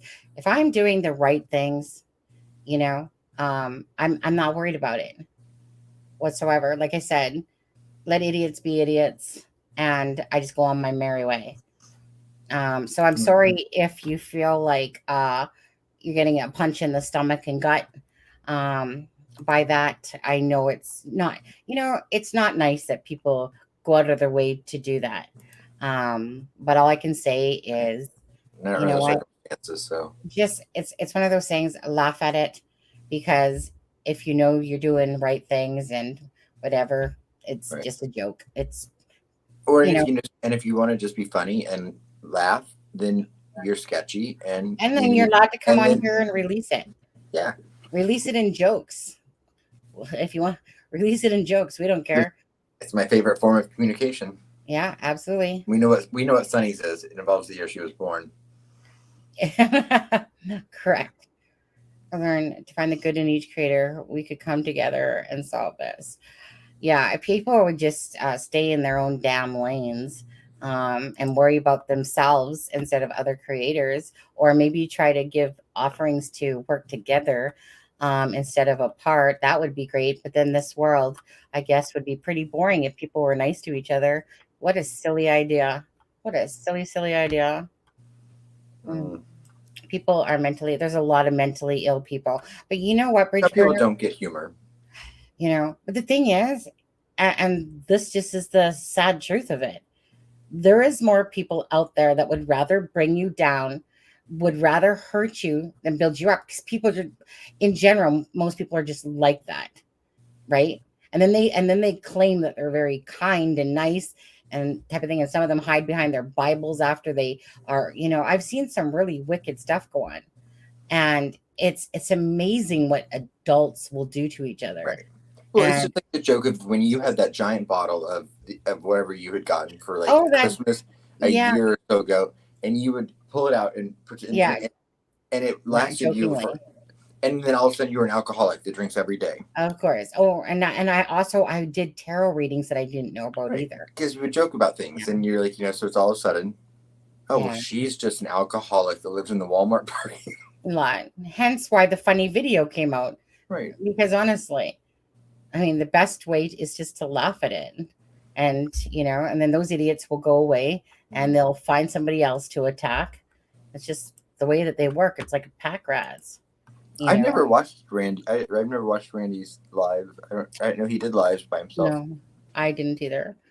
I was just trying to be funny, and these morons that saying I'm making fun of the case. No, you know what? Bridge, they try to say that to me sometimes. Like, how can you talk about a case and be that disrespectful, joking around? Why? Because it's my life. I'm actually helping a case out of my own time. I chose to do that for like how many years? Like about 1.5 years, and including Suzanne Morphew's. And one thing we don't do, we do not make fun of the girls. We do not make fun of the families. We don't make fun of the case at all. We may joke around about things like Ashley Garth. We may joke about Ashley Garth, but we're not being mean or disrespectful to the case or to the families. It's nobody's business. This is my life, your life. If we want to joke around, we can.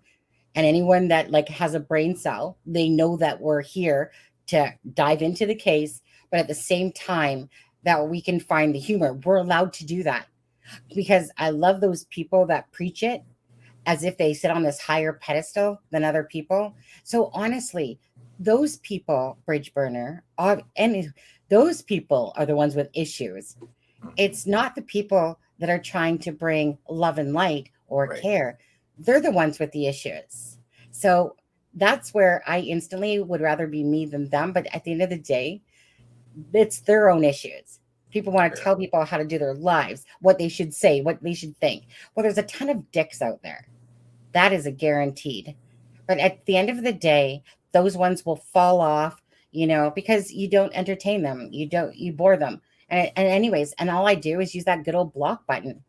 And if they want to make it another account and they want to open up their mouth, oh, look at that, block again. Right? Because it's never Right. about the subscribers. It's about, come here, enjoy. And if you're a dick, you're going to get the boot. Yeah. So, keep it light, keep it serious when it needs to be.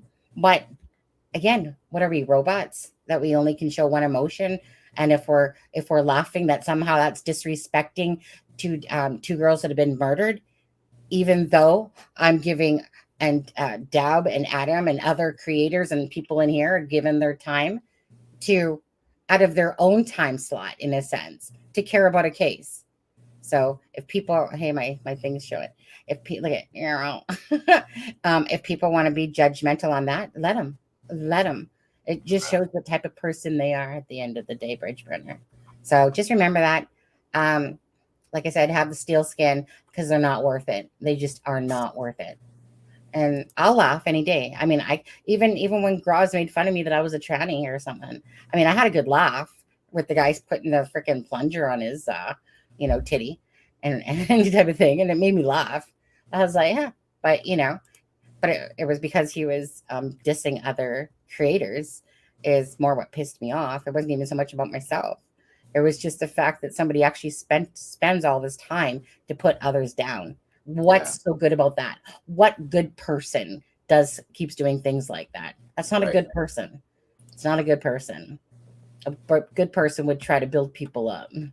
Remember where the dirty laundry came from, and remember where you came from. Right. So, I'm sorry. No. True colors always shine through. They always do. Yeah. YouTube. Wait, what did Brett say? All that ever gets accomplished is tail chasing. SOS. Nothing is getting solved on any true. All that ever gets accomplished is tail chasing. I'm not sure actually if I'm reading that correctly, because things do get solved on true crime when people are actually truly trying to help, and they don't help when people are just doing it for wrong reasons. But at the end of the day, even the people that do it for different reasons are still doing something, because they're still putting the case out there, even if it's wrong information or this or that. It's still getting the attention, and that's all I know Becky wants, is regardless if she might agree with a creator, it's becomes about, is the case staying alive? Yep. Like Steve just said, you helped Brayden. Huh? Yeah, absolutely. Yep. Well, there's no you. It's we. Yeah. So you can joke and you can be serious and. Yeah. As per Steffa, we have to have a sense of humor. It's nobody's business to tell us what we are to do and not do. Again, I don't go into your home. I don't go into their home saying, hey, you're going to live your life this way. I'm going to preach all gospel almighty to you. It's nobody's business. It's nobody's right. And if you're doing things wrong and doing that stuff, that's for YouTube to decide if they, deem that your channel is, you know what I mean, not following the Yeah. guidelines. So, you said dirty laundry, and then Yeah. people in the chat are talking about the Gabby Petito case. So, And what are your that's thoughts exactly- on? What are your thoughts on the notebook that came out this week, Never read it. where he admitted to it? I haven't read it. I want to. I don't know what it says. I have. You want me to read it to you? It's Yeah, long. absolutely. Is it long? Yeah. Like how long? Well, I mean, Like, will I fall asleep? was a long? suicide note. Okay. Right. Absolutely. That's if we can find it. well, yes. That one always comes to my mind first and foremost. Is Gabby Petito's case? Did everyone else in the chat, did they read the guy, the notebook findings that came out this week? Yeah. All right, I'll read it. Yep. This was the transcript that one of a news station out of Florida had put out the transcript for it. So everyone, there's a civil case going on right now between the Gabby's family and the Laundry family. And yeah, like Alex said, there's a lot of debate on if he wrote it. I believe he personally did. But he says, Gabby, I wish I was right by your side. I wish I could be talking to you right now. I'd be going through every minute we made, getting even more excited for the future. But we lost our future. I can't live without you. I've lost every day we could have spent together, every holiday. I'll never get to play blank again with you. Never go. Some of it was illegible. I'll never get to play blank. Never go hiking with TJ. I love you more than anything. I can't bear to look at our photos, to recall great times, because it is why I cannot go on. When I close my eyes, I will think of laughing on the roof of the van, falling asleep to the sight of illegible at the Crystal Geyser. I will always love you. If you were reading Gab's journal, looking at the photos from our life together, flipping through old cards, you wouldn't want to live a day without her either. Knowing that every day you'll wake up without her, you wouldn't want to wake up. I'm sorry to everyone this will affect. Gabby was the love of my life, but I know adored by many. I'm so sorry to her family because I love them. I'd considered her younger siblings my best friends. I am sorry to my family. This is a shock to them as well as a terrible grief. If they loved as much, if not more than me.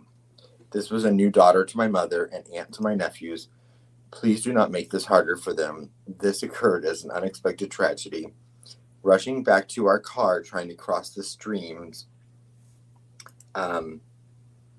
before it got too dark to see, too cold, I hear a splash and a scream. I could barely see. I couldn't find her for a moment.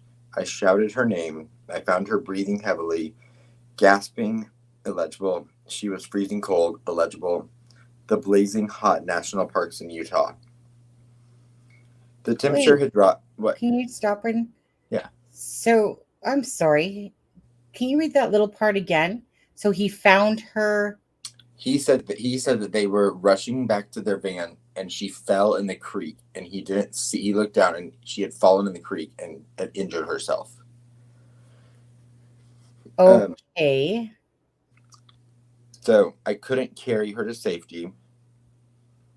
The temperature had dropped and freezing, and she was soaking wet. I carried her as far as I could from the stream toward the car, stumbling, exhausted and shocked, when my illegible knew I couldn't safely carry her. I started a fire and spooned her as close to the heat. She was so thin, had already been freezing too long. I couldn't at that time realize that I should have started a fire first, but I wanted her out of the cold back to the car. From where I started the fire, I had no idea how far the car might be, only that we knew it was across the creek. When I pulled Gabby out of the water, she couldn't tell me what hurt. She had a small bump on her forehead that eventually got larger. Her feet hurt, her wrist hurt, but she was freezing, shaking violently. While carrying her, she continually made sounds of pain. Laying next to her, she said little, gasping between violent shakes, gasping in pain, begging for an end to her pain. She would fall asleep, and I would shake her awake, fearing she would close her eyes if she had a concussion. She would wake in pain, start her whole painful cycle again, illegible, furious that I was the one waking her. She wouldn't let me try to cross the creek, thought like me that the fire would go out in her sleep and that she'd freeze. I don't know the extent of Gabby's injuries, only that she was in extreme pain. I ended her life. I thought it was merciful, that it was what she wanted, but I see now all the mistakes I made. I panicked, I was in shock, but from the moment I decided to take away her pain, I knew I couldn't go on without her. It's almost over. I rushed home to spend any time I had left with my family. I wanted to drive north and let James or TJ, who are, I think, her brother and stepdad and her real dad, kill me, but I wouldn't want them to spend time in jail over my mistake, even though I'm sure they would have liked to. I am ending my life, not because of a fear of punishment, but rather because I can't stand to live another day without her. I've lost our whole future together, every moment we could have shared. I'm sorry for everyone's loss. Please do not make this harder for my family. They lost a son and a daughter, the most wonderful girl in the world. Gabby, I'm sorry. I have killed myself by this creek in hopes that animals may tear me apart, that it may make some of her family happy. Please pick up all of my things. Gabby hated people that litter. Kate, just to go back to that. So she fell in a creek and hit her head. That's what he's saying. And he carried her to where? As far as he could before he couldn't carry her anymore. And so then he drove home without her, said nothing. So he killed her, and then. Oh wait, so he killed her. Yeah. Because she was in pain. Yeah, he said he ended her life to end her suffering because she was in pain. What a crock of shit! It's a crock of shit. Of course, it's a crock of shit. But I do believe he wrote it. I believe he wrote it. But I think it's the story that his own psycho ass mind wanted to tell. And I love that Gabby's mom today released a statement saying, or a tweet or something along the lines of, it was a post. She said, "Fed up. Narcissists rewrite history to escape accountability." I loved that because it's true. Say that one more time. Narcissists rewrite history to escape accountability. Exactly, and that's exactly what he did. Yep. That's exactly what he did. At first, I was like, okay, so far so good, right? Okay, I believe he wrote it. I still do. And again, and a narcissist, exactly. That's exactly what I was thinking. He wrote the story how he wanted it to sound. Yep. It's no different when people do stuff and then they want them to be seen in a good light instead of the true self. So it was just a mask. He was trying to get the world to see. But I call bullshit. I call crap. I call full of shit. And I call, what a crock of crap that was. What a crock of crap. Okay, so thank you for reading that. Yeah, the only part that got me was at the end when he said, "Please pick up my things." Gabby hated litter because, that was something, if you'd watched their videos together, they were constantly doing. Yeah. Grizz says it sounds to me like the lawyer wrote it. Yeah, I know a lot of people speculated that. I don't know why. To me, it seems like something that someone that is a narcissist would write in their own mind. Yeah. Of how they thought it, how they are telling the story. Right. You know what? I just think of it like Barry Morphew, freaking narcissist. You're trying to tell the narrative your way. You're full of shit. Please go on, because the more you open your mouth, the more bullshit that comes out of it.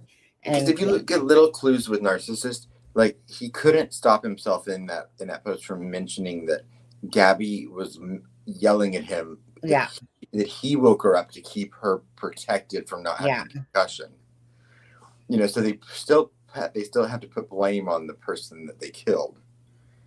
Exactly, Deb. He's an artist and he's a writer. Exactly. And again, nobody wants to look bad in front of people. You don't want your parents, you don't want to come off after you taking your life. It was just full of shit. But again, it's just like clear as day to me that it was such a crock of crap, and you're trying to make yourself look better. You don't want to look that bad to your parents. Here's the reason why I did all this. Like, yeah, a storyteller. And I'm sure he probably read that in one of the murder books. Like, I'm probably sure he took some of that from some of the murder books that he's read on, some of the talking. But if you read his actual writing, it sounded like the style of his writing too. So I mean, no, right, the style of his writing, but almost like it's kind of like Barry Morphew. Well, let me just listen to a podcast, and I'm going to throw in a bike into this. I'm going to throw a portion of this in there, make it all sound like some roses, and there you go. But I'm dead, so I can't answer now because But here's my last dying thoughts of what exactly happened. I'm sorry. I'm pretty sure that Gabby is spinning in her grave right now. And he absolved himself of all guilt, in his family, and I can't believe that his family is not being charged somehow with, accessory after the fact. Yeah, it was just, just listening to it, it just oozed crap. He's a crock of shit. He murdered her in cold blood. He murdered, and he wanted to try to make himself look like the hero. And I love how he even tried to pull out the outdoorsy part of him about building the fire and how he should have done it, at this time, not this time. He held her tight, kept her warm, did everything that he could. Smack on the head. Hero. Yeah. Hero. She was begging him to, bullshit. Sorry. I call bullshit. But yeah. I thought it was interesting to read. Yeah. It's one of those things is that he killed himself because he's a pussy. Yep. He took out Gabby. And so it's going to be like one of those things.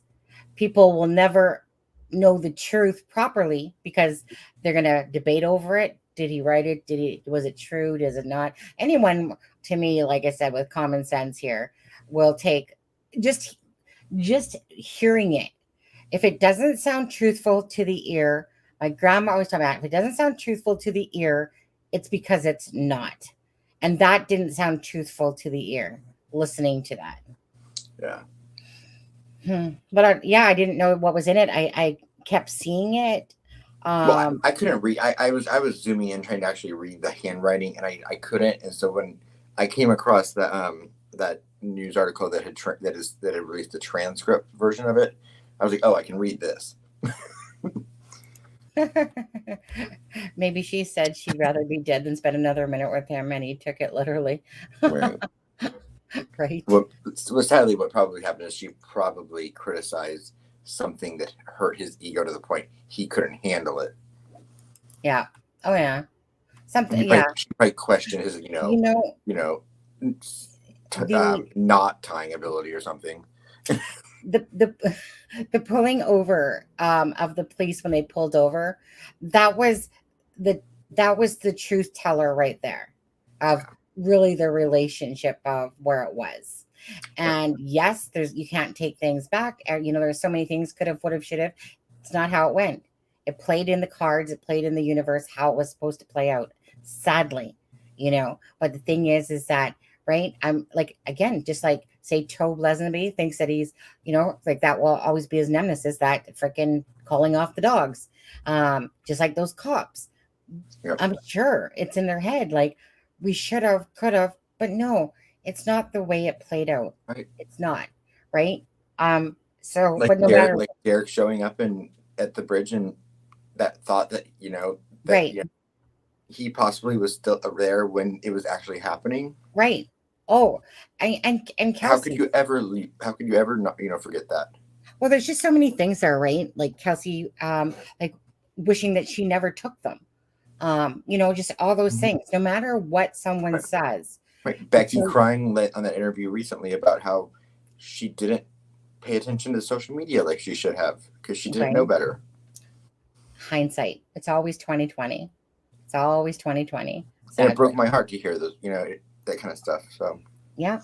And like I said, I mean, there's times where my intuition kicks in and it's like, I knew I probably should have said something and I didn't in a sense. And then you're like, oh, and then, like that stuff's very weighing because I'm that type of person that usually I'll say what I'm thinking, but not always. And the minute I hold back is exactly when I'm like, go figure. Right. And that's why I always try to learn to, when my intuition goes off, whatever, to say it to the person or whatever. Because it never fails though, Adam. Whenever I don't say something that I was going to say, it comes to my mind and I choose not to say it. And then it always comes back to bite me in the ass. And I always kick myself because I know better, but I've never had anything to this impact of these police officers, having to look back. I mean, that must be hard on mentally. Yeah. Right? Because people are humans. And if you have feelings at all or care, that's going to bug you until you resolve it within yourself that it played out the way it was going to play out. Well, my mind always goes to, and I cannot remember her name right now. It was the Mormon guy, Josh, someone whose wife went missing, and her body has still never been found. But he was accused. Everyone knew he did it because the little kids were like 3 and 5, and the little boy said, "Oh, we went camping, and mommy was like sleeping or something," and the kids got taken by DSF or just whoever. But because there was every sign in the world that he killed the woman. And then the children came to visit him on a supervised visit with an officer. Yeah. And before the officer could go into the house with him, he took the boys into the house, locked the door, barricaded it, and blew the house up and murdered himself and the children. Is it Susan Rice? Is that not Susan Rice? Yeah, no, Susan Powell. That's it. Susan Powell. Yeah. Yes, it's that case is another one that there were so many points that people could have stopped what was going to happen, and to the point where she had made a video recording of herself saying, "If anything ever happens to me, it was my husband." So I'm like, if you get to a point in your life where you're making a videotape that says, "If someone killed me, it's my husband," leave. Mm-hmm. Right. Grizz says quickly, and I'm pretty sure he meant Anthony Greeno. He says AG has more to do with this than what most people think, I think is what it said. Absolutely agree. If that's the AG he's referring to, just because of Ashley Garth, Anthony Greeno. Absolutely. I believe that Slime Bucket has more to do with it. Like, I never really put him in the equation too much at the start. It's only been in the last few months that I've really seen his name pop up in the spots.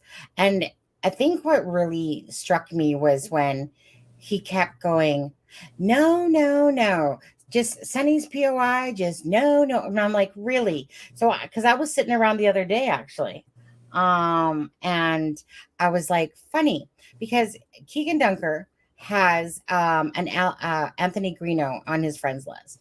That Anthony Greeno leads to the other Anthony Greeno. Yeah. I was literally just looking at somebody again and Greeno. Mm-hmm. And when Greeno, so most people that I was looking at yesterday, go figure. Okay. Frankfurt, Indiana. You know who I'm speaking about that I was looking at, right? Right, that person. Yeah. Okay, but as I look around, I'm like, well, there's a couple names I see. Huffer being one. Now, I've always seen the name Huffer because of Judge Fouts. And so that name always bugged me when I seen it. But then I see the trash that it's tied to. And I'm like, like, I don't know what the say anything is attachment there. All I know is it's one of those names that stands out to me. Huffer. Every time I see it, I'm just like, I know it's attached to Judge Fouts.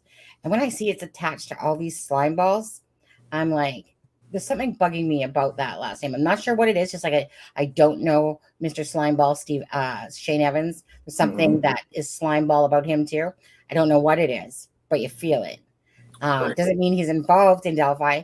It just means that these people, a possibility of being involved in like the sex ring, and meaning I know that there's lawyers and stuff like that that are involved in all this crap too. Somebody just subscribed. Thank you. Well, I have a question.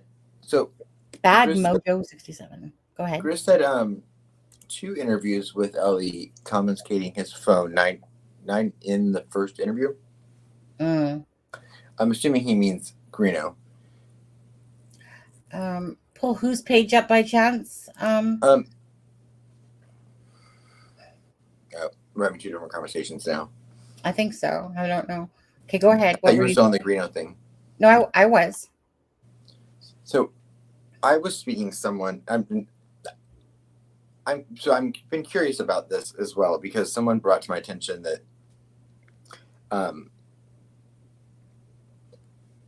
that even during an appeal process, it's a very, very, very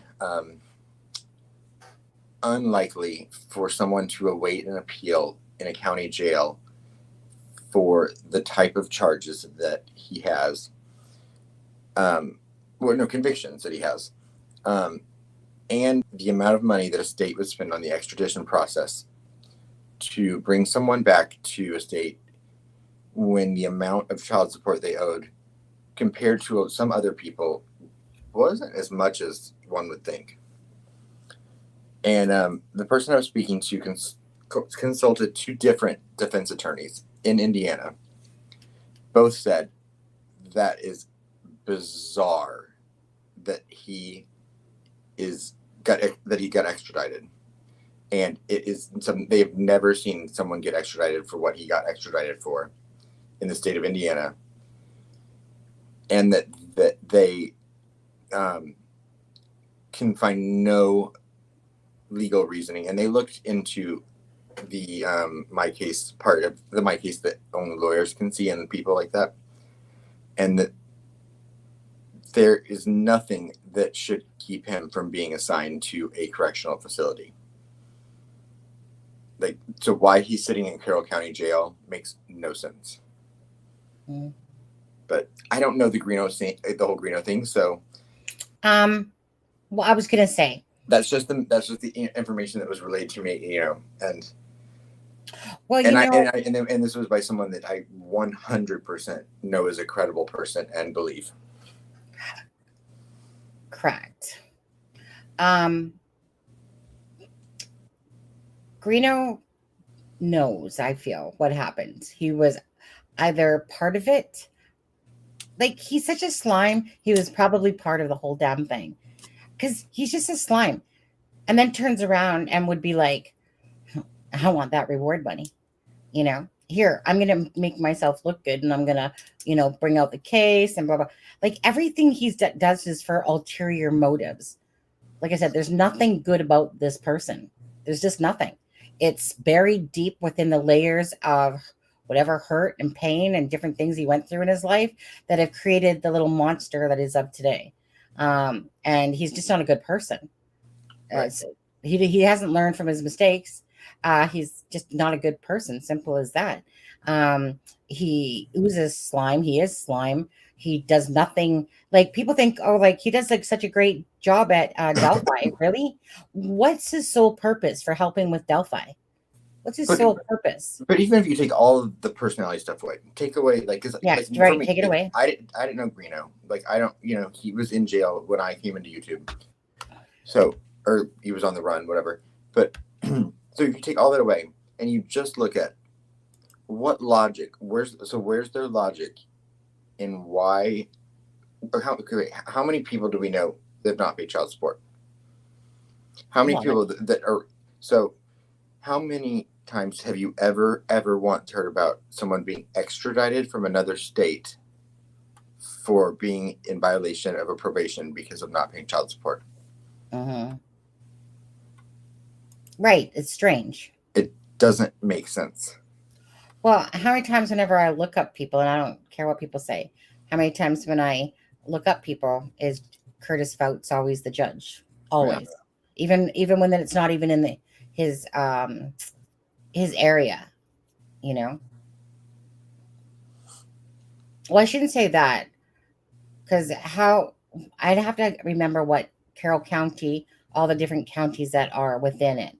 But Right. it's just one of those things. Every time I look up Curtis Fouts, oh, you're that sleazebag, you're Anthony Greenos, you're Paladinos, you're freaking Ashley Gars, you're this, you're that. No. When something doesn't smell right, it just doesn't smell right. Grizz says, what does he say up there? He says, Adam, I'm telling you, I can show you some wild stuff. And send it to me. I'd love to see it. I'm sure you could, actually, because there is a lot of wild stuff here. Absolutely. Yeah. Send it to me. We know he likes bridges because he has 20 photos of him in front of many bridges. You talking about Greeno?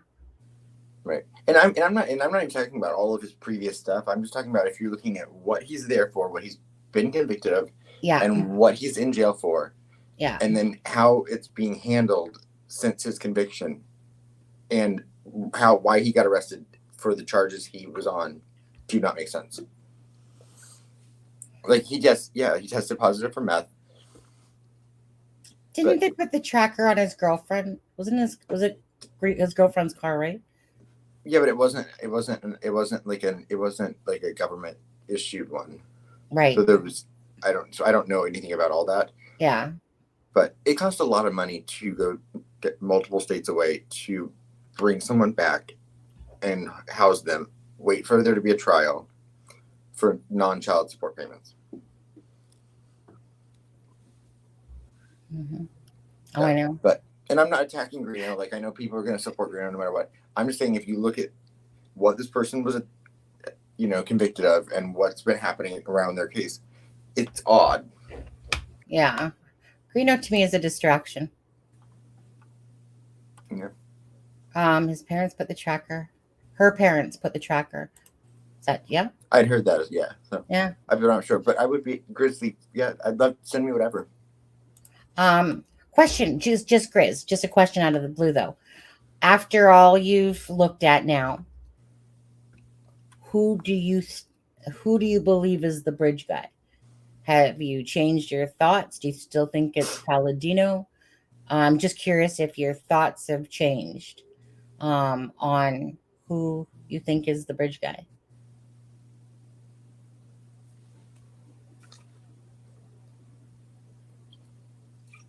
I need one of those drinks on there. Bree said that herself. Just reading comments here. So you still think it's Jason Palladino? Okay. Yeah. I wasn't sure if you had changed your thoughts at this point, or if you still thought it was Jason Palladino. That's the last name I'll never trust someone with. There's a few. Well, I meant any of them with that last name. Hey. I can meet like a saint and their last name could be Palladino, and I would think, I know, nope. Right? You know what? It's funny. One of my things says you are friends with a Jason Palladino. And I'm like, fuck me, I am actually, but it's not that Jason Palladino. I just thought it was strange that I'm like, wait, what? I'm friends? And then I was like, oh no, that's a different person. Hartman, not Hufford. Not Hufford for Cody's birth parents. Apologies. Right, Hartman. Mm-hmm. Yeah.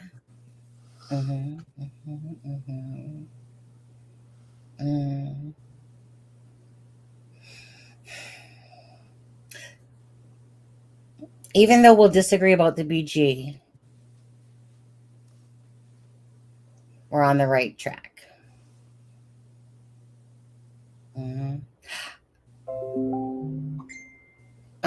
That. What the hell? Someone messaged Sure, get your ass to work tomorrow. Says he's not feeling well. Who? Tashar at work. Hmm. All of a sudden this message come in, hey guys, not feeling well. I felt feverish since I got home. Went and had a nap, feel worse. See you tomorrow, Tashar. Someone's not going to work tomorrow. Fine.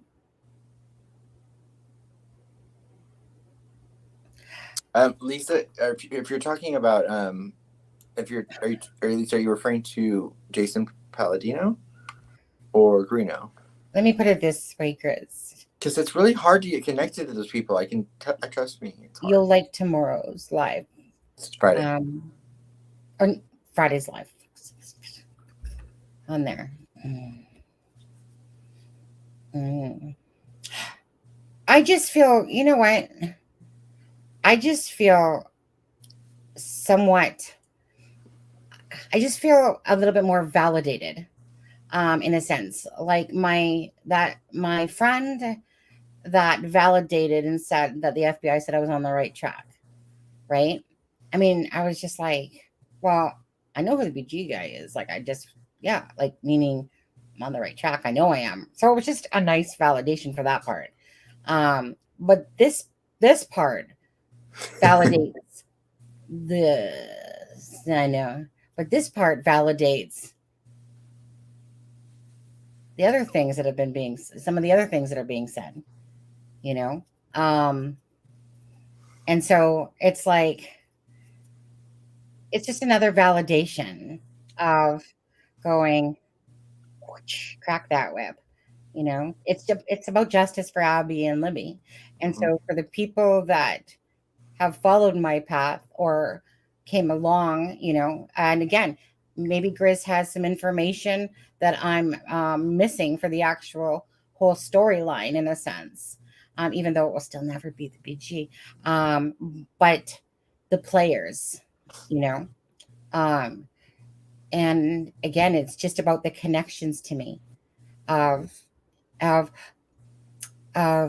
attachments from the one side to the Keegan Klein side of who was that person that lured, that had Keegan Klein use his Anthony Shots account to lure the girls. This person obviously was a friend that knew the family, that knew he had a Dropbox, and I'm pretty sure I would think that I'm getting a better feeling of who that person is. Again, you know what? The thing that is going to be said on Friday is this person, even though I know this person doesn't know the full story and was only able to tell me certain things, this person says who killed the girls.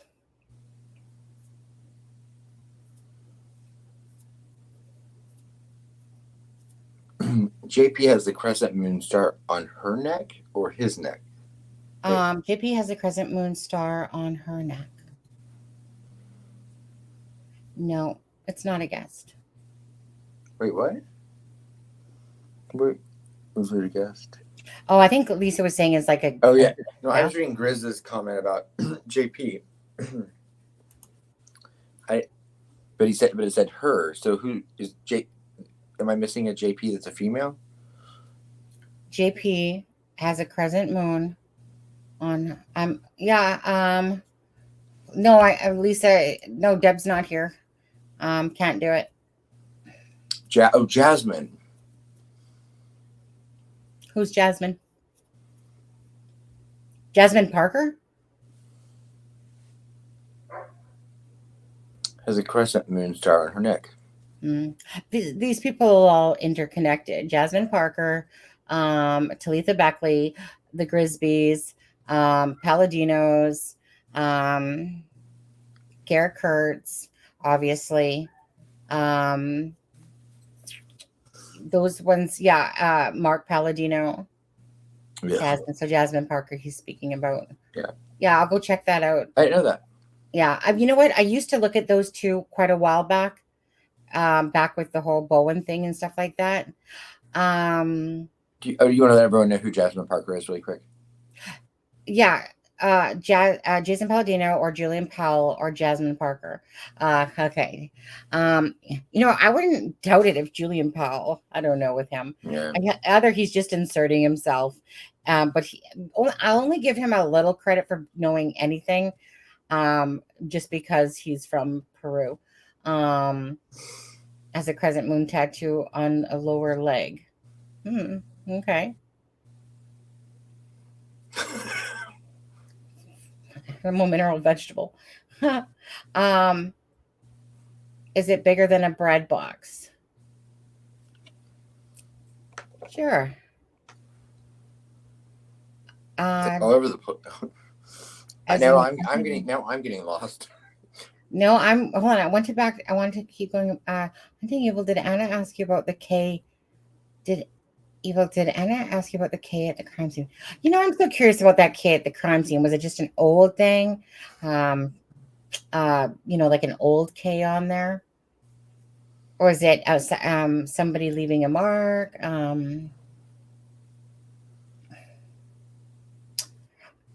Jasmine Parker. Okay. Oh, yeah. So Jasmine Parker and Talitha Beckley, they were all part of Nicole Bowen's death in there.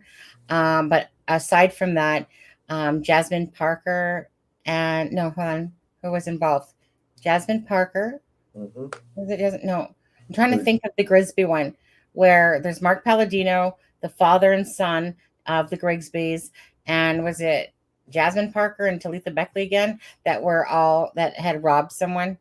Right. And Julian is ill and innocent. Oh, I don't think we can say that. Julian Powell, I don't. You know what? Nobody can say that though. Nobody can say he's ill and innocent. Like I said, I think when people have criticized Sonny's BG thing, you know what? People have said 100 people are BG, and 99 of them are going to be wrong. Yeah, exactly. Mm-hmm. But Karen says, I hope there's going to be a bust and not just talk. And yeah, so of course we do too. I hope that there's going to be a bust and not just talk. I'm just wondering, because I have not. Well, you can and you do all you want, but you can't. I mean, you can't sit there and say that he's innocent. Like, meaning you can say it, but it doesn't mean he is. Just like I can say Keegan Dunker's a BG, and to others it doesn't mean he is. It's just kind of one of those things. Like Julian, like whatever, the cards will play out the way that they will. Simple as that. But there's a lot of people that are mentally ill out there. Not just Julian. There's a ton of people in this freaking thing alone that are mentally ill. Mm-hmm. It's just that I'm not on this whole poor Jillian kick. There's other people that have mental issues too. Okay, I'm not saying poor Julian. No, not you. I just mean in general. I just don't see his connection to Well, it. I really don't. Right, Other than asserting himself. Yeah. It's one of those things that it sits in the back of your head, but I don't really think much about it, to be honest with you. Besides the fact that he's from Peru, and a lot of these douches are all from that area. But they're also from a lot of other areas too. To me, I put him right in there with the Daniel Pearson. Pretty much. But that's just. And then but go ahead. That's just my opinion. So for someone else to think that they're that I'm wrong, and that's fine. I might be. Yeah. It's when people get on these kicks of, well, this person can't talk about this person because he's mentally ill and unstable. But at the end of the day, who are we to diagnose him?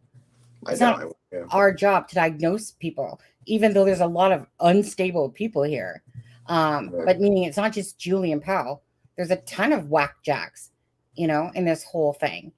It's just when people got on that kick with Julian, like, leave the poor guy alone. He's got issues. He inserted himself into the thing. I don't feel that Sleuth did anything wrong, in a sense. People were saying, like, I'm not seeing any of those. Oh yeah, when they were like blaming Sleuth for whatever, right? And Well, I don't I never saw feel Julian right. Powell on his show. I never saw any Yeah. of that. I just feel like Julian Powell inserted himself into it. You reap what you sow.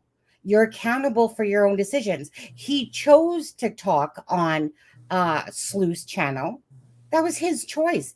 Sleuth didn't twist his arm. He didn't, he didn't sit there and go, here, give me your medication list so I know what questions to ask you. There's so many people that have it. So I just find it offensive when people go on these little cherry picking things of certain people.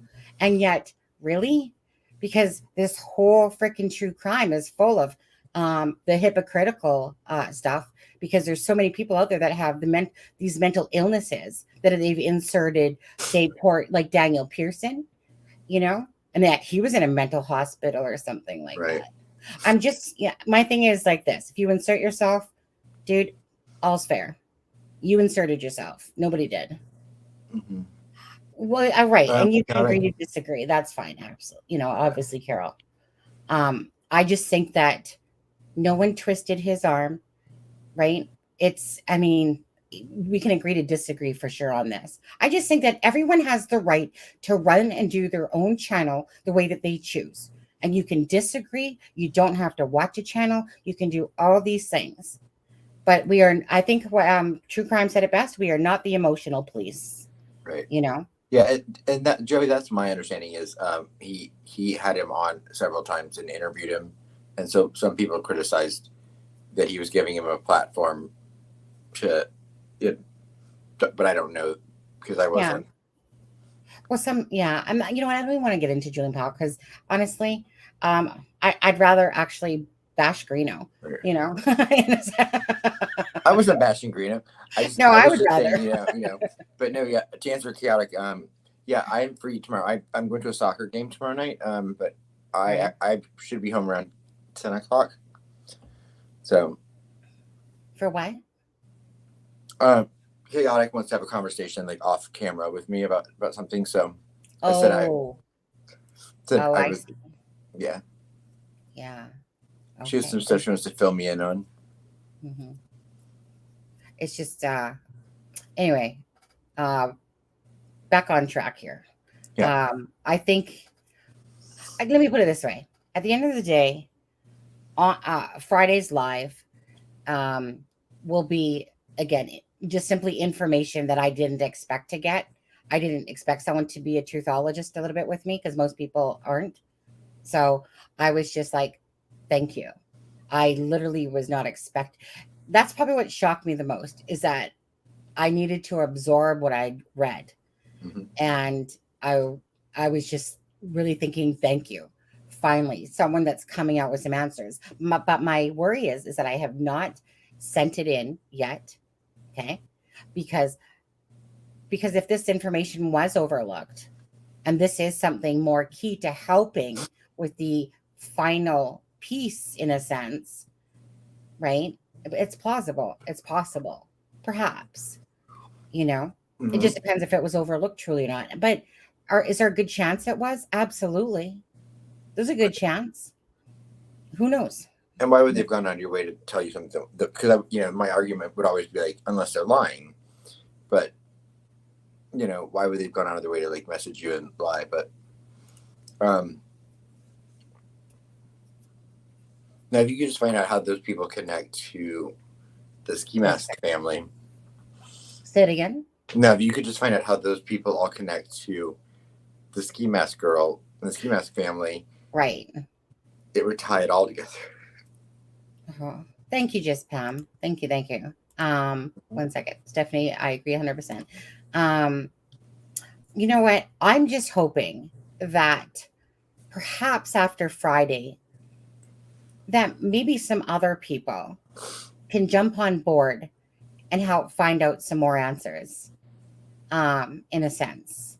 So if people know what path that we've been on, and all you're trying to do is find answers for Abby and Libby, oops, sorry, 1 sec. That's why, for instance, like I said, Grizz might have things that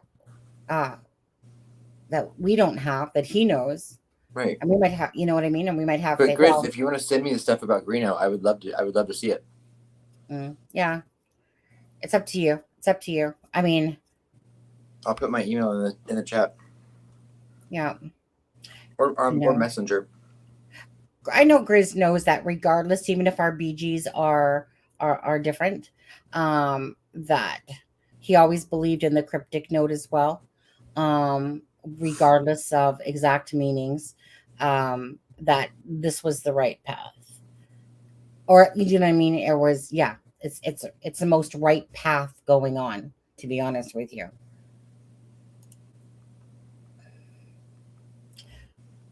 No, not joking. Yeah. Well, yeah, you guys, I mean, at the end of the day, we each have the right to agree or disagree. So we'll drop the whole Julian Powell thing. Yeah. I think we all said our piece on that one, how we felt. And honestly, it's over. JP didn't have anything. I mean, could have said no. Right, exactly. Sleuth ended up helping him, actually. Right. I just think that I do also get what Carol's saying, that that it is stigmatized incredibly too much. It's what?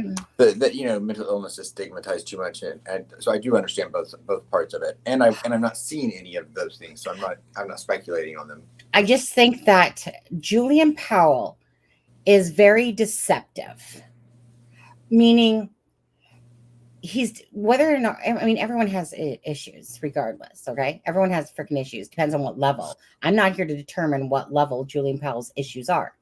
Bottom line is he inserted himself in, type of thing. So you reap what you sow. Right. And at the end of the day, right, I can tell myself anyways, that he is someone that will play the part. You don't think for 1 second that when he had that paper in his hand, he put on his acting face and was like, these girls, and you don't think that was a freaking ass act? I didn't see any of it, so I don't know. Oh yeah, he played crazy. Yeah. Maybe he is crazy, but he played crazy. Like, meaning he meant for that to come off that way. He meant to put out the piece of paper with the little paper clips and all that stuff. He meant to do that. But again, I'm not here to determine his crazy level. You know, because there's a lot of people out there that are just simply trolls. Yeah. Was this the mask incident in Galveston, Young America, or Logansport?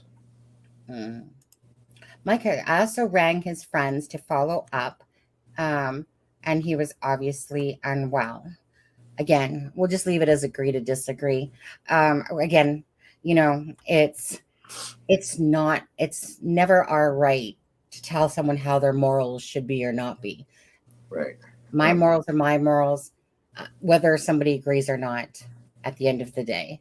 So Carol believes that it was the wrong thing to do. I didn't really think so myself at all. But each to our own perception. Right. Right. There's no right or wrong there. Each to our own perception. I was just going to answer Laura's Yeah, Laura, absolutely. Was the ski mask incident in Galveston, Young America, or Logansport? There's debate, but it was reported to have been in Galveston, but it could have easily been in Logansport. So, and it's because the family moved, and the girl didn't necessarily always live at the same house, if that makes sense.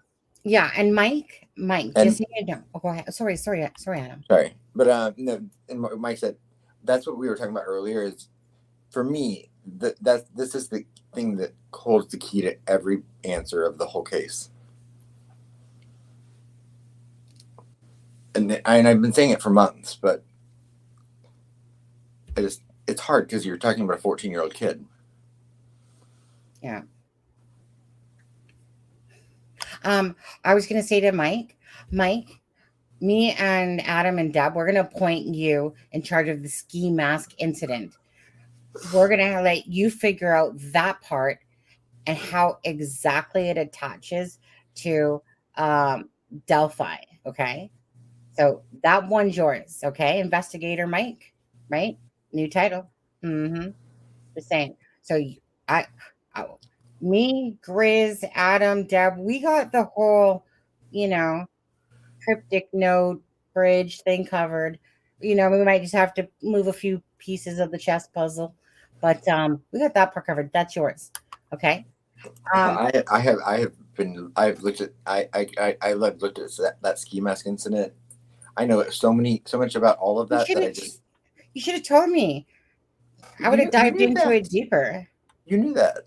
No, I've no. always said that. I have always said that that girl is the key to everything. Yeah, but we got on my fucking cancer and my Yeah, I know, but mind's we've all talked over about it the a million map. times. I know that, but my mind does a million different things actually. So, meaning I know we talked about the ski mask. But I probably would have dived harder in it. But then I go squirrel. Oh, I'm gonna go this I way. know. Yeah, And it's very hard to find information because yeah. of a lot of different reasons. But that to me, that is the one piece of this that doesn't make any sense because it doesn't fit anywhere. The ski mask. That girl. Right, that girl. Okay. I'm gonna put thought into that one, Adam. You're gonna make my brain hurt again. Actually, Grizz, you got the answers for that one? What's your thoughts on that one, Grizz? I mean, if you're playing poker, I don't mean to interrupt you, Right. but come on, like priorities here. I'm talking. And like I said, it's a difficult thing because you don't want to say things negative, and you also don't want to talk about someone that was 14 at the time. But she's the one piece of the entire story that fits everything together, but there's no explanation of. Hold on. I think we can figure out the puzzle pieces. Come on, people. We just got to put all our heads together. So hopefully, I'm just kind of hoping that on Friday, more people will come on board to exactly the path and put more effort into looking at more of the truthful path. Does that make sense what I'm saying? And that then we can dig together, right? I'm good at digging. There's some great diggers in here. Not nose picker diggers, just saying we're good diggers. Grizz, you win that money and donate it to us. I was trying to win donation for you guys. Oh yeah. Thank you again, Isaiah, for the donation. And Deb, I mean, you outdid yourself on that one. Yeah. I don't know. Let's see here. Adam, how are we going to split that? Because Deb was really for us. I'm just not sure how to break Deb. that down. Yeah, I know. I like Carol. Carol said she's in Australia, so. Well, Oh, right. Already, yeah. Oh, is that what you think, Carol? Yeah. Uh-huh. Or you can just watch it at the same time that we actually go live, even if that means morning time for you. Well, it still will be a Saturday. So technically, if you could just tell me the lottery numbers ahead of time, since it will be your Saturday. Is there a world lottery? That would be great. Anna. Yeah. Ooh, never ceases to amaze us. Poor Mike, True Crime Web's probably gone to bed. There's Deb. Oh, she's still alive and kicking over there.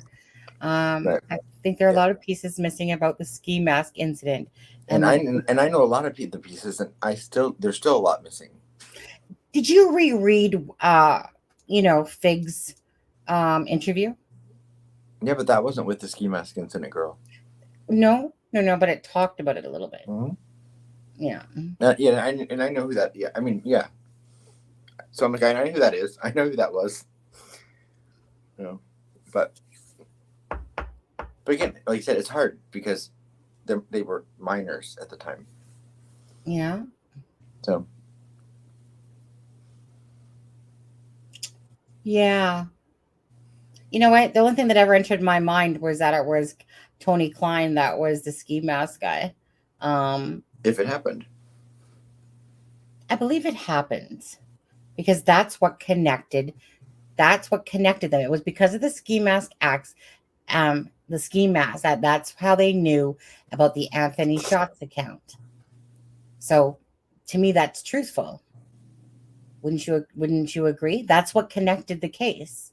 Was that they said that in the transcripts? Mm-hmm. Yes, they did. That's what led them to Keegan Klein.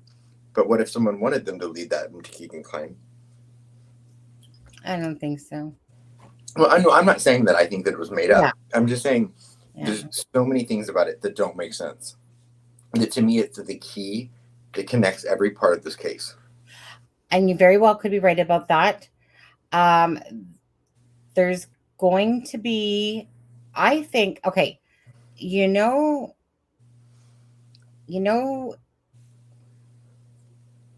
that one person? It's You that know, girl. Yeah, yeah. But yeah, Becky Murray, what she said really quick, isn't the girl the same one Libby entered? Yes, the girl was the ski mask girl. Well, yeah, all of she's the same person. okay, what are people saying here? Give us No, your you thoughts. said that one girl that what? And then Yeah. In my information, Anthony Shot's account is involved. Oh, so what's your thoughts on that, Salian? Because I'm going to disagree on that one. Is involved, just not the way people think. Well, tell us what to think. Yeah, tell us what. no, Laura, that was not the ski mask girl.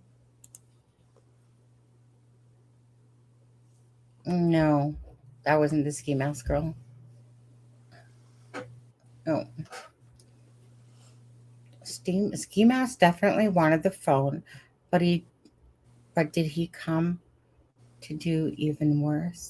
That's what initially led me down that path, was that he was there to get rid of the one person that could have connected him to Libby. Mm-hmm. But the more I've looked into that aspect of it, there's just a lot of things that don't make sense. Same girl at the party, same girl Libby had a fight with that Kelsey referred to. Yes.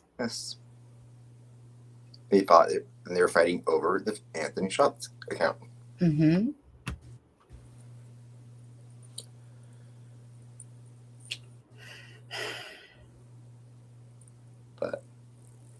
And I don't know, who knows? But it's just a giant red flag that has been there for me for months, that I've tried, that I brought up several times. But it's just like, that's different, Laura. It's hard when you're talking about kids.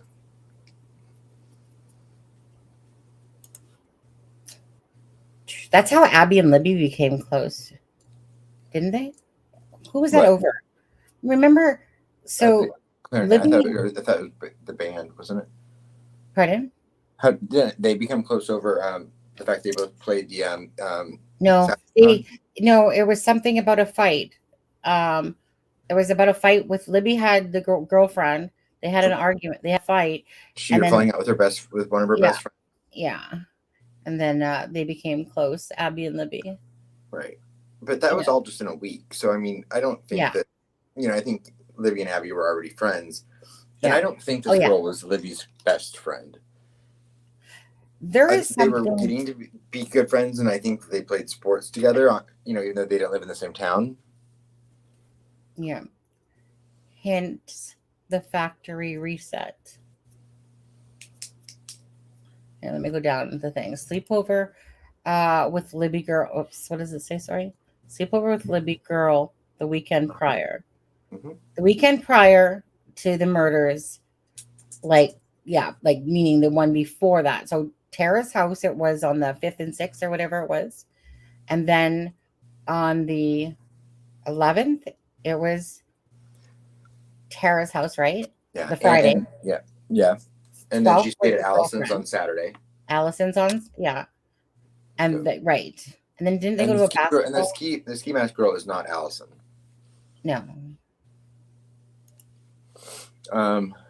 Anna said, so yeah, she is. The girl isn't. She's 19 now.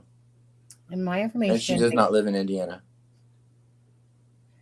Her phone. My information. They stalked Libby through social media. Definitely, yeah, and hacked her phone. Don't know about that last part. Possible. And hacked the phone.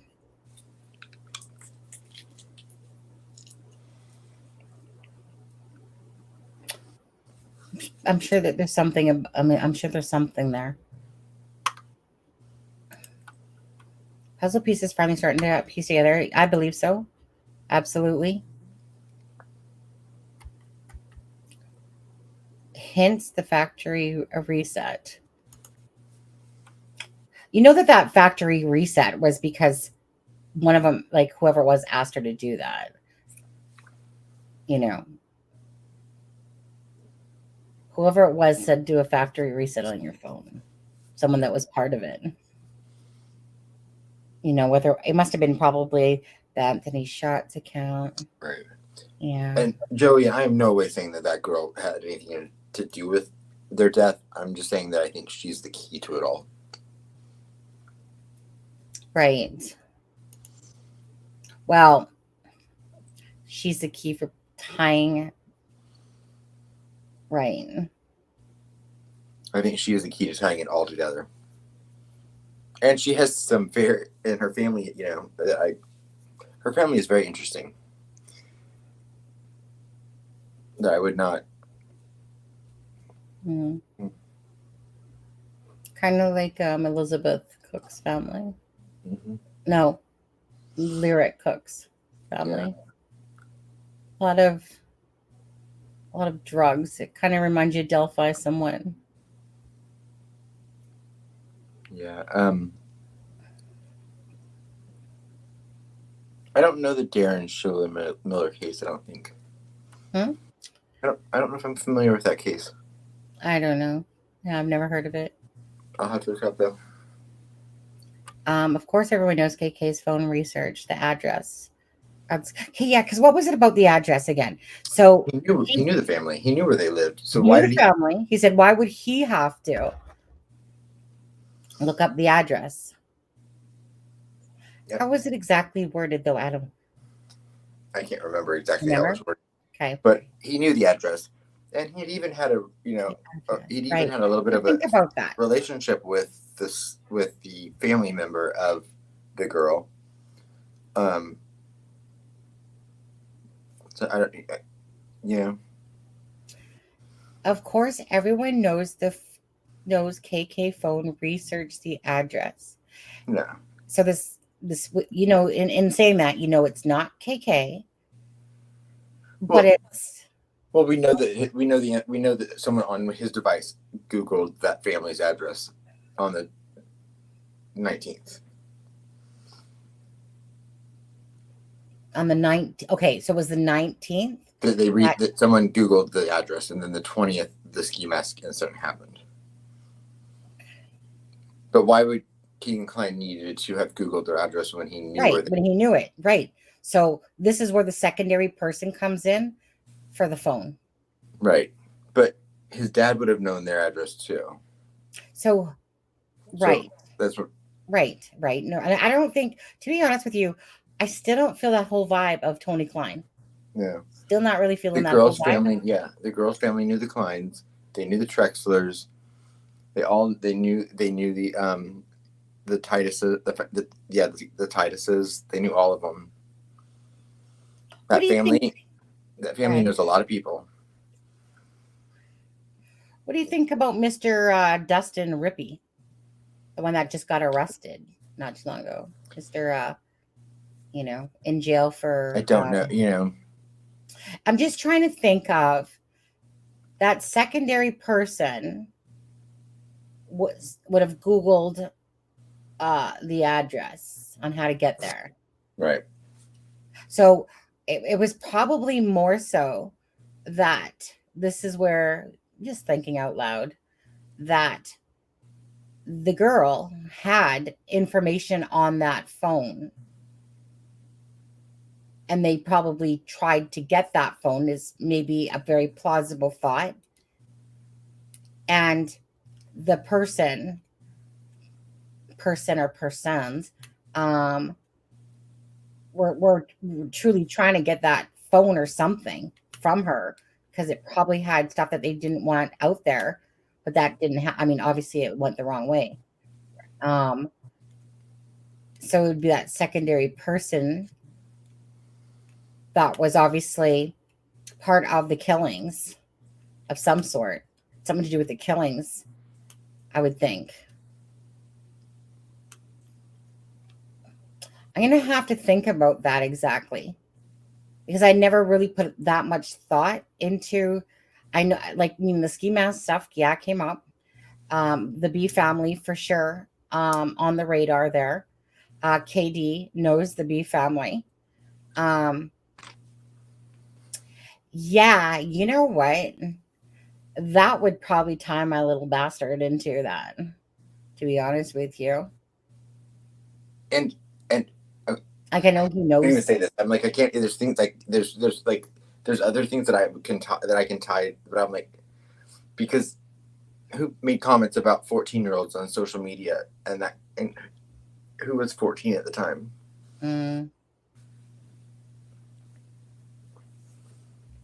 Oh, hi, Radar. How are you? Or yeah, so I'm just saying. I just find that to me, that's the key to the whole thing. But we can move on. You know what? Well, when you say that, that just reminds me, of KD knows that family. Mm-hmm. Other people know that family. I'm going to go back to that family tonight. And I'm going to go up one side of their freaking ass and down the other, looking at their shit. Good luck. Yeah. Yeah. Well, I sent you the family tree so you could make sense of it. Yeah. Yeah. What you? Oh yeah. Do you still have that family tree? Yeah, I can send it to you again. Please send it to me again. Yeah, please. What about LS? He hadn't moved to. What about LS? He hadn't moved to Las Vegas with KK. LS. Lance Shots didn't move to Vegas. Lance Shots didn't. You're talking about Dirk. Yeah. Friend one was not Lance Shots. Yeah. Friend one was Lance. Friend one was Dirk. No. Hold on. Now I'm getting myself confused. Yeah, you're right. And friend two is Kyle Titus. Kyle Titus. Yeah. Yeah. Okay. I'm sure most people know that by now anyway. But if you didn't, Kyle Titus is friend two. Right. We don't put friend one's name out there very much because No. He doesn't seem to be related, and he's I'm not really feeling the vibe of those two right now at all. The Titus family to me is always interesting, but yes, and Titus's dad lived with Tony Klein's dad, or Tony Klein lived with the Titus dad. Stephen Titus lived with one of the Kleins. I can't remember which one now, but brother maybe or yeah, still not feeling that vibe of that part yet, possibly, but I'm not. Like, meaning there's so many connections to people, and it's just really hard. But there, you know that there's someone that knows Keegan Klein, and that Keegan Klein, this account was used purposefully on the 26th, right?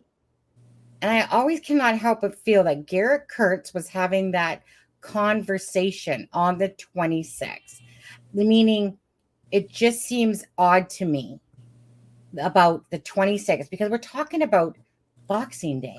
We're talking about the day after Christmas. Yep. And that's the day that he requests. Mm-hmm. So, where were people hanging out, or if they were on the 26th, that they said, hey, request Libby's friendship on Instagram? Like, to me, that's around the time that this plan came into motion, is around that time. And the month of January, everything kind of started. And then And then when the perfect opportunity came along, that's when it was planned for. It was a whole setup of lure, get her to the bridge. We're just talking off our heads here. Doesn't mean it's right. Just remember that. Forgot. Alec Trexler and his family. Right. I'll never stop thinking about Trexler over there either. Yeah, Travis Trexler. Travis Trexler, when I mean, Travis Trexler to me still looks like, I mean, I don't trust that guy. DC didn't only say piece of the puzzle. He also said piece of the pie. Maybe he knows. Let me put it this way. I will say this till I'm blue in the face, that if they didn't know in 2000, if they didn't know, they know now. I absolutely. December 26th. Isn't that Libby's birthday? The 26th or 27th or 28th. No, I did a thing for her. Yeah. And it was right at Christmas time. Yes, it's like true. It's like the day or 2 or 3 days after. I think it is the 26th.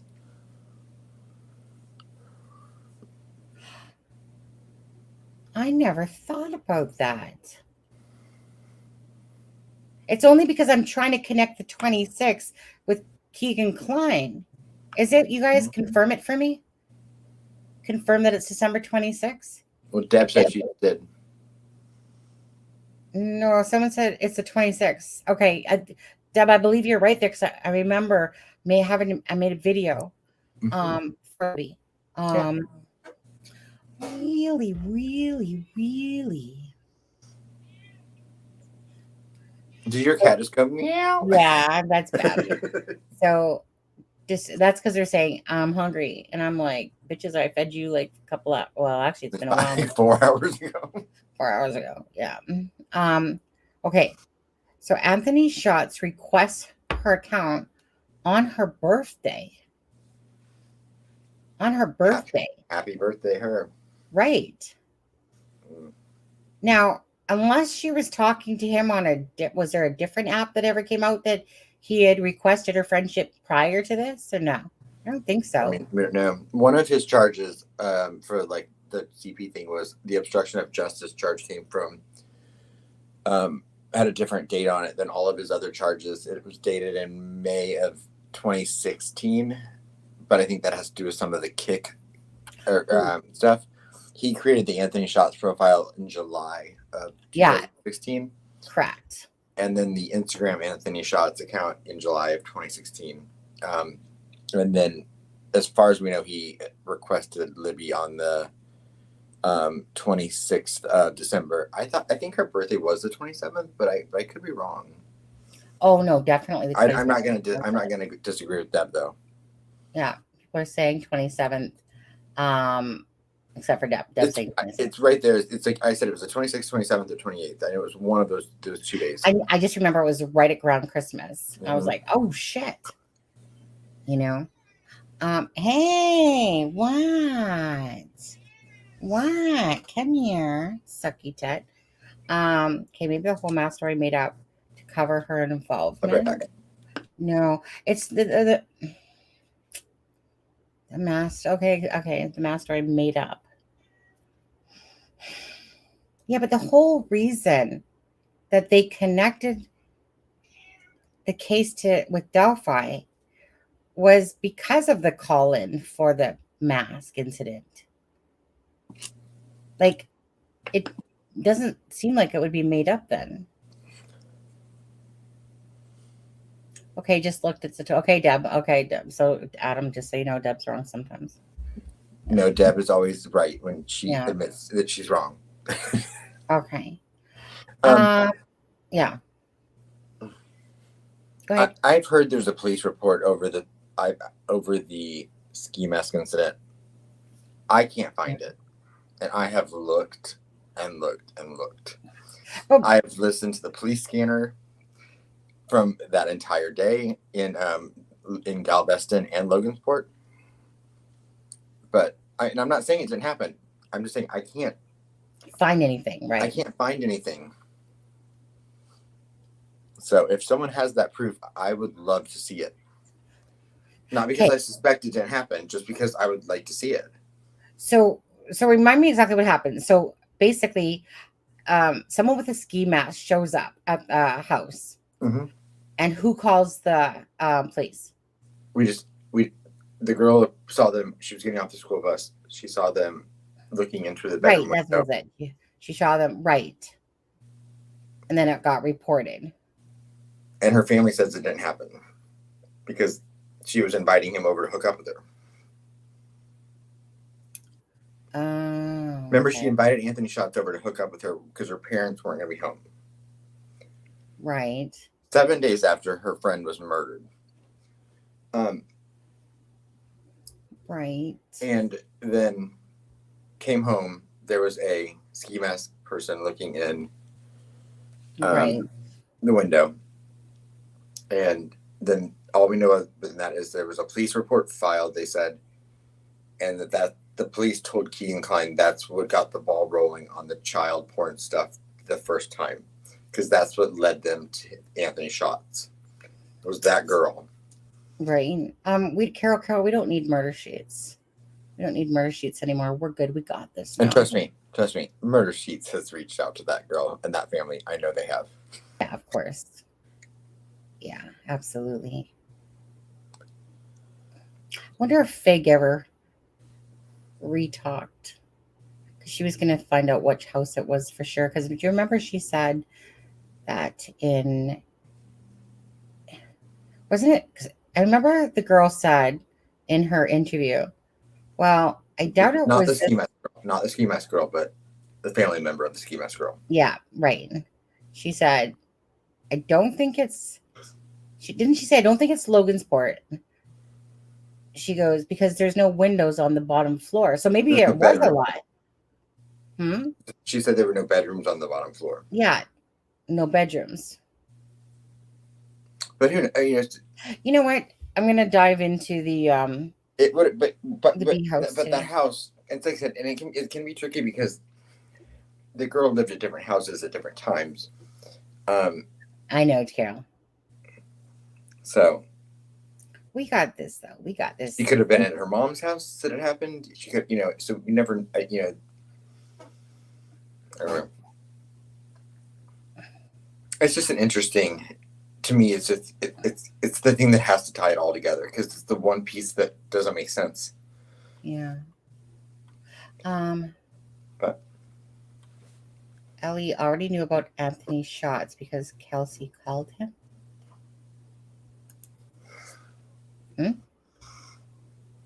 Wait, won't be what? Ellie already knew about Anthony Schatz because Kelsey called him. No, but Ellie, Kelsey called Anthony Schatz because he had talked to him on. Yeah, I don't even think she called him though. No, she did. She actually physically called, or No, was I it a text? I don't know if she. I think called it was him. a text. It might have been a text. Yeah, I don't know if she actually called him. Right, and that's when still nothing was thought about at that time. Yeah. Yeah. Yep. Okay. Yeah, radar. I would like to see that search warrant as well. We're gonna shut this down in the next 11 minutes. Then it'll be 4 I gotta hours. go. Yeah. So we'll just finish up with these last questions or messages here. So Mike says, I bet you any money that Murder Sheets isn't going to release Tony Klein search warrant affidavit. And he I would love that. I would love to see that. Trust me, if they can get them, they'll release them. Or are they saying they have them? I never heard if there was a murder sheet thing that someone said about. Yeah, I mean, I haven't heard anything. It doesn't mean that they might. I haven't listened to their last several episodes. They went in and reported the ski mask incident. It would not have been aired on the scanner. Maybe. But there would be a police report. And they report, and then they also report those things in the police blotter newsletter that they do. Right.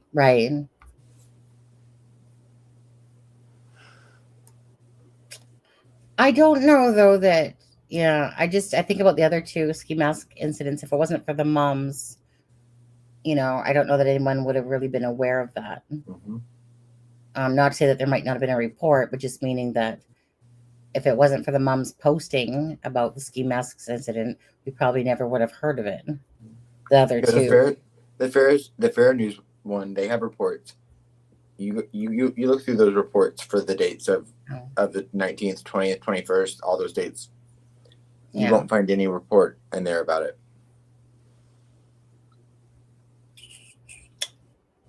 Ellie raided the Klein's house after the ski mask deal. The ski mask deal happened on the 20th of February 2017, and they raided their house on the 25th. See you on Friday, Grizz.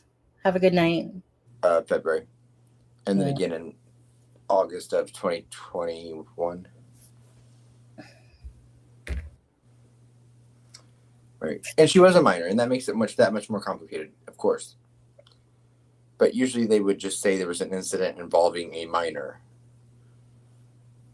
And there's not. I can't find the police report. And I've looked. I haven't said anything about. How many of you guys out there quickly believe that Ron Logan was set up?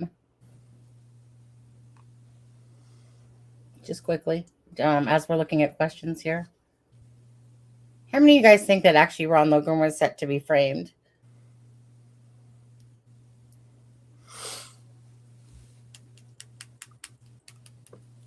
Kelsey called everyone that night and she forgot about him until later. Yeah. Well, once it became known. Yep, Laura did, yes.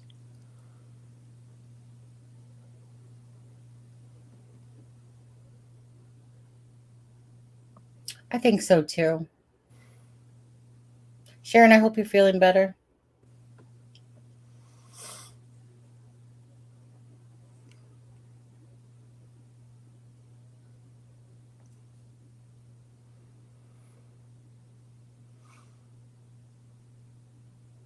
I sat and talked with him, and his eyebrows went up when he realized something I said. So I totally believe it's Sunny.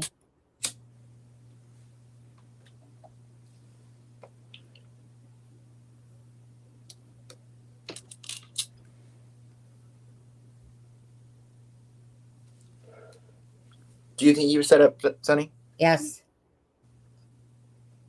Yes.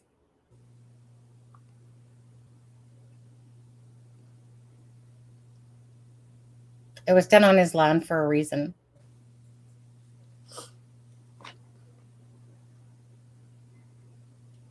I was always kind of confused on why I thought. Now I feel like I understand that it probably was a payback. I feel like the land was known. It was a payback to Ron Logan.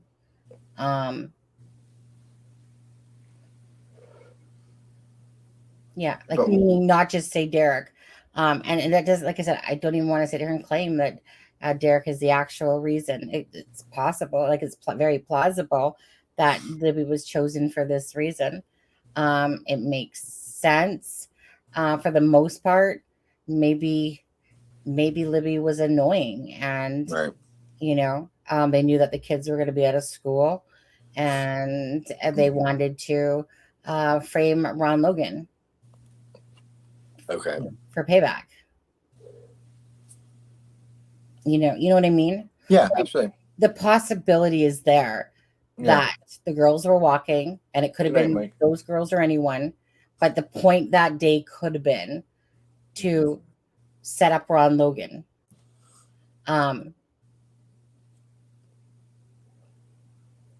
Because of a person breaking into a home a few months before. Ronnie said, wasn't the Kleins questioned? Yeah, the Kleins were questioned, and their house was raided on February 25th of 2017. The ski mask incident happened on February 20th, so it was 5 days before.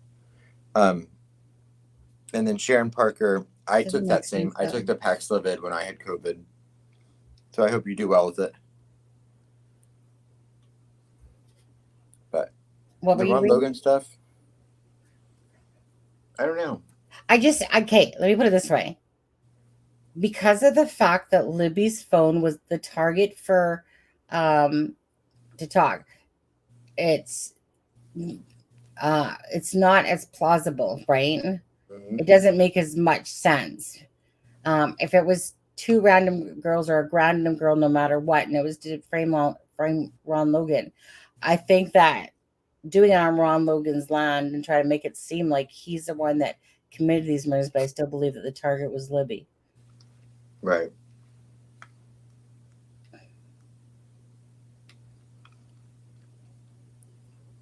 Right. Like Radar said, I would love to see that search warrant for Bicycle Bridge Road, of course, because they did take a lot of stuff out of that house. Yeah. And that's the Maxwells for anyone that, you know. Is Brittany Maxwell related to the Maxwell house? Is there a Brittany Maxwell? Isn't she? There's I can't remember what it is now. I just want to know if the Brittany Maxwell I've looked at is related to the Maxwells. Is there a Brittany that's related to the Maxwells? Because her last name is Maxwell. That's the one that shows off her stomach. Yeah. I can't remember the connection. There is a connection, though. Oh, yeah, there is a connection, too. I just can't remember there's a connection to her and Logan, and I can't remember what it is right now. So, and Logan's cousin, you know, is Spencer Kingery. Mm-hmm. Oh, yeah. You know, who's on the city council, I believe, for Carroll County, or for Delphi. Yeah, Radar. Mm-hmm. Question, Adam. At the end of the day, when this comes to wash, do you think Judge Fouts is part of the Delphi, or he's just simply part of a sex club ring?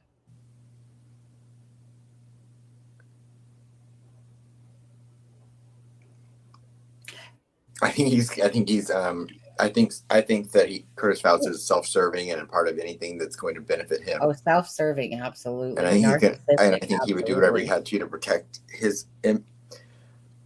Mm-hmm.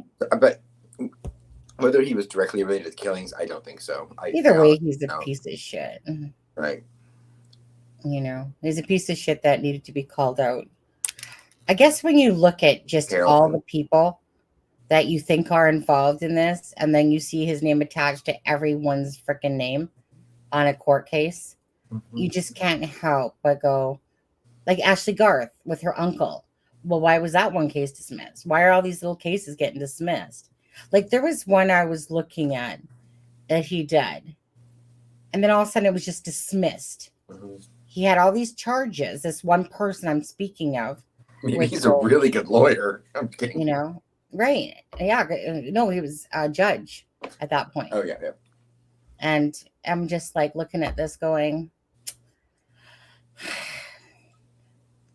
the person that we'll talk about on Friday is the person that I'm talking about that got dismissed on all these charges. Judge Fouts being, of course, the judge. Sleazeball. Sometimes girls send revenge porn. Oh, it's because he used the P. It's because he used the PORN word. If you type that word in, sometimes just do. If you put P0RN, it doesn't pick it up. But for some reason, it picks it up when you put that word in, and it times you out. Yeah. Because it thinks you're spamming. Naughty. Okay. I think it's time to wrap it up, guys. Yeah, I'm tired. It's 4 hours. I'm tired too. The cats want to get fed.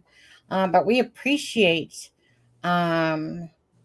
you guys joining us tonight. Yeah.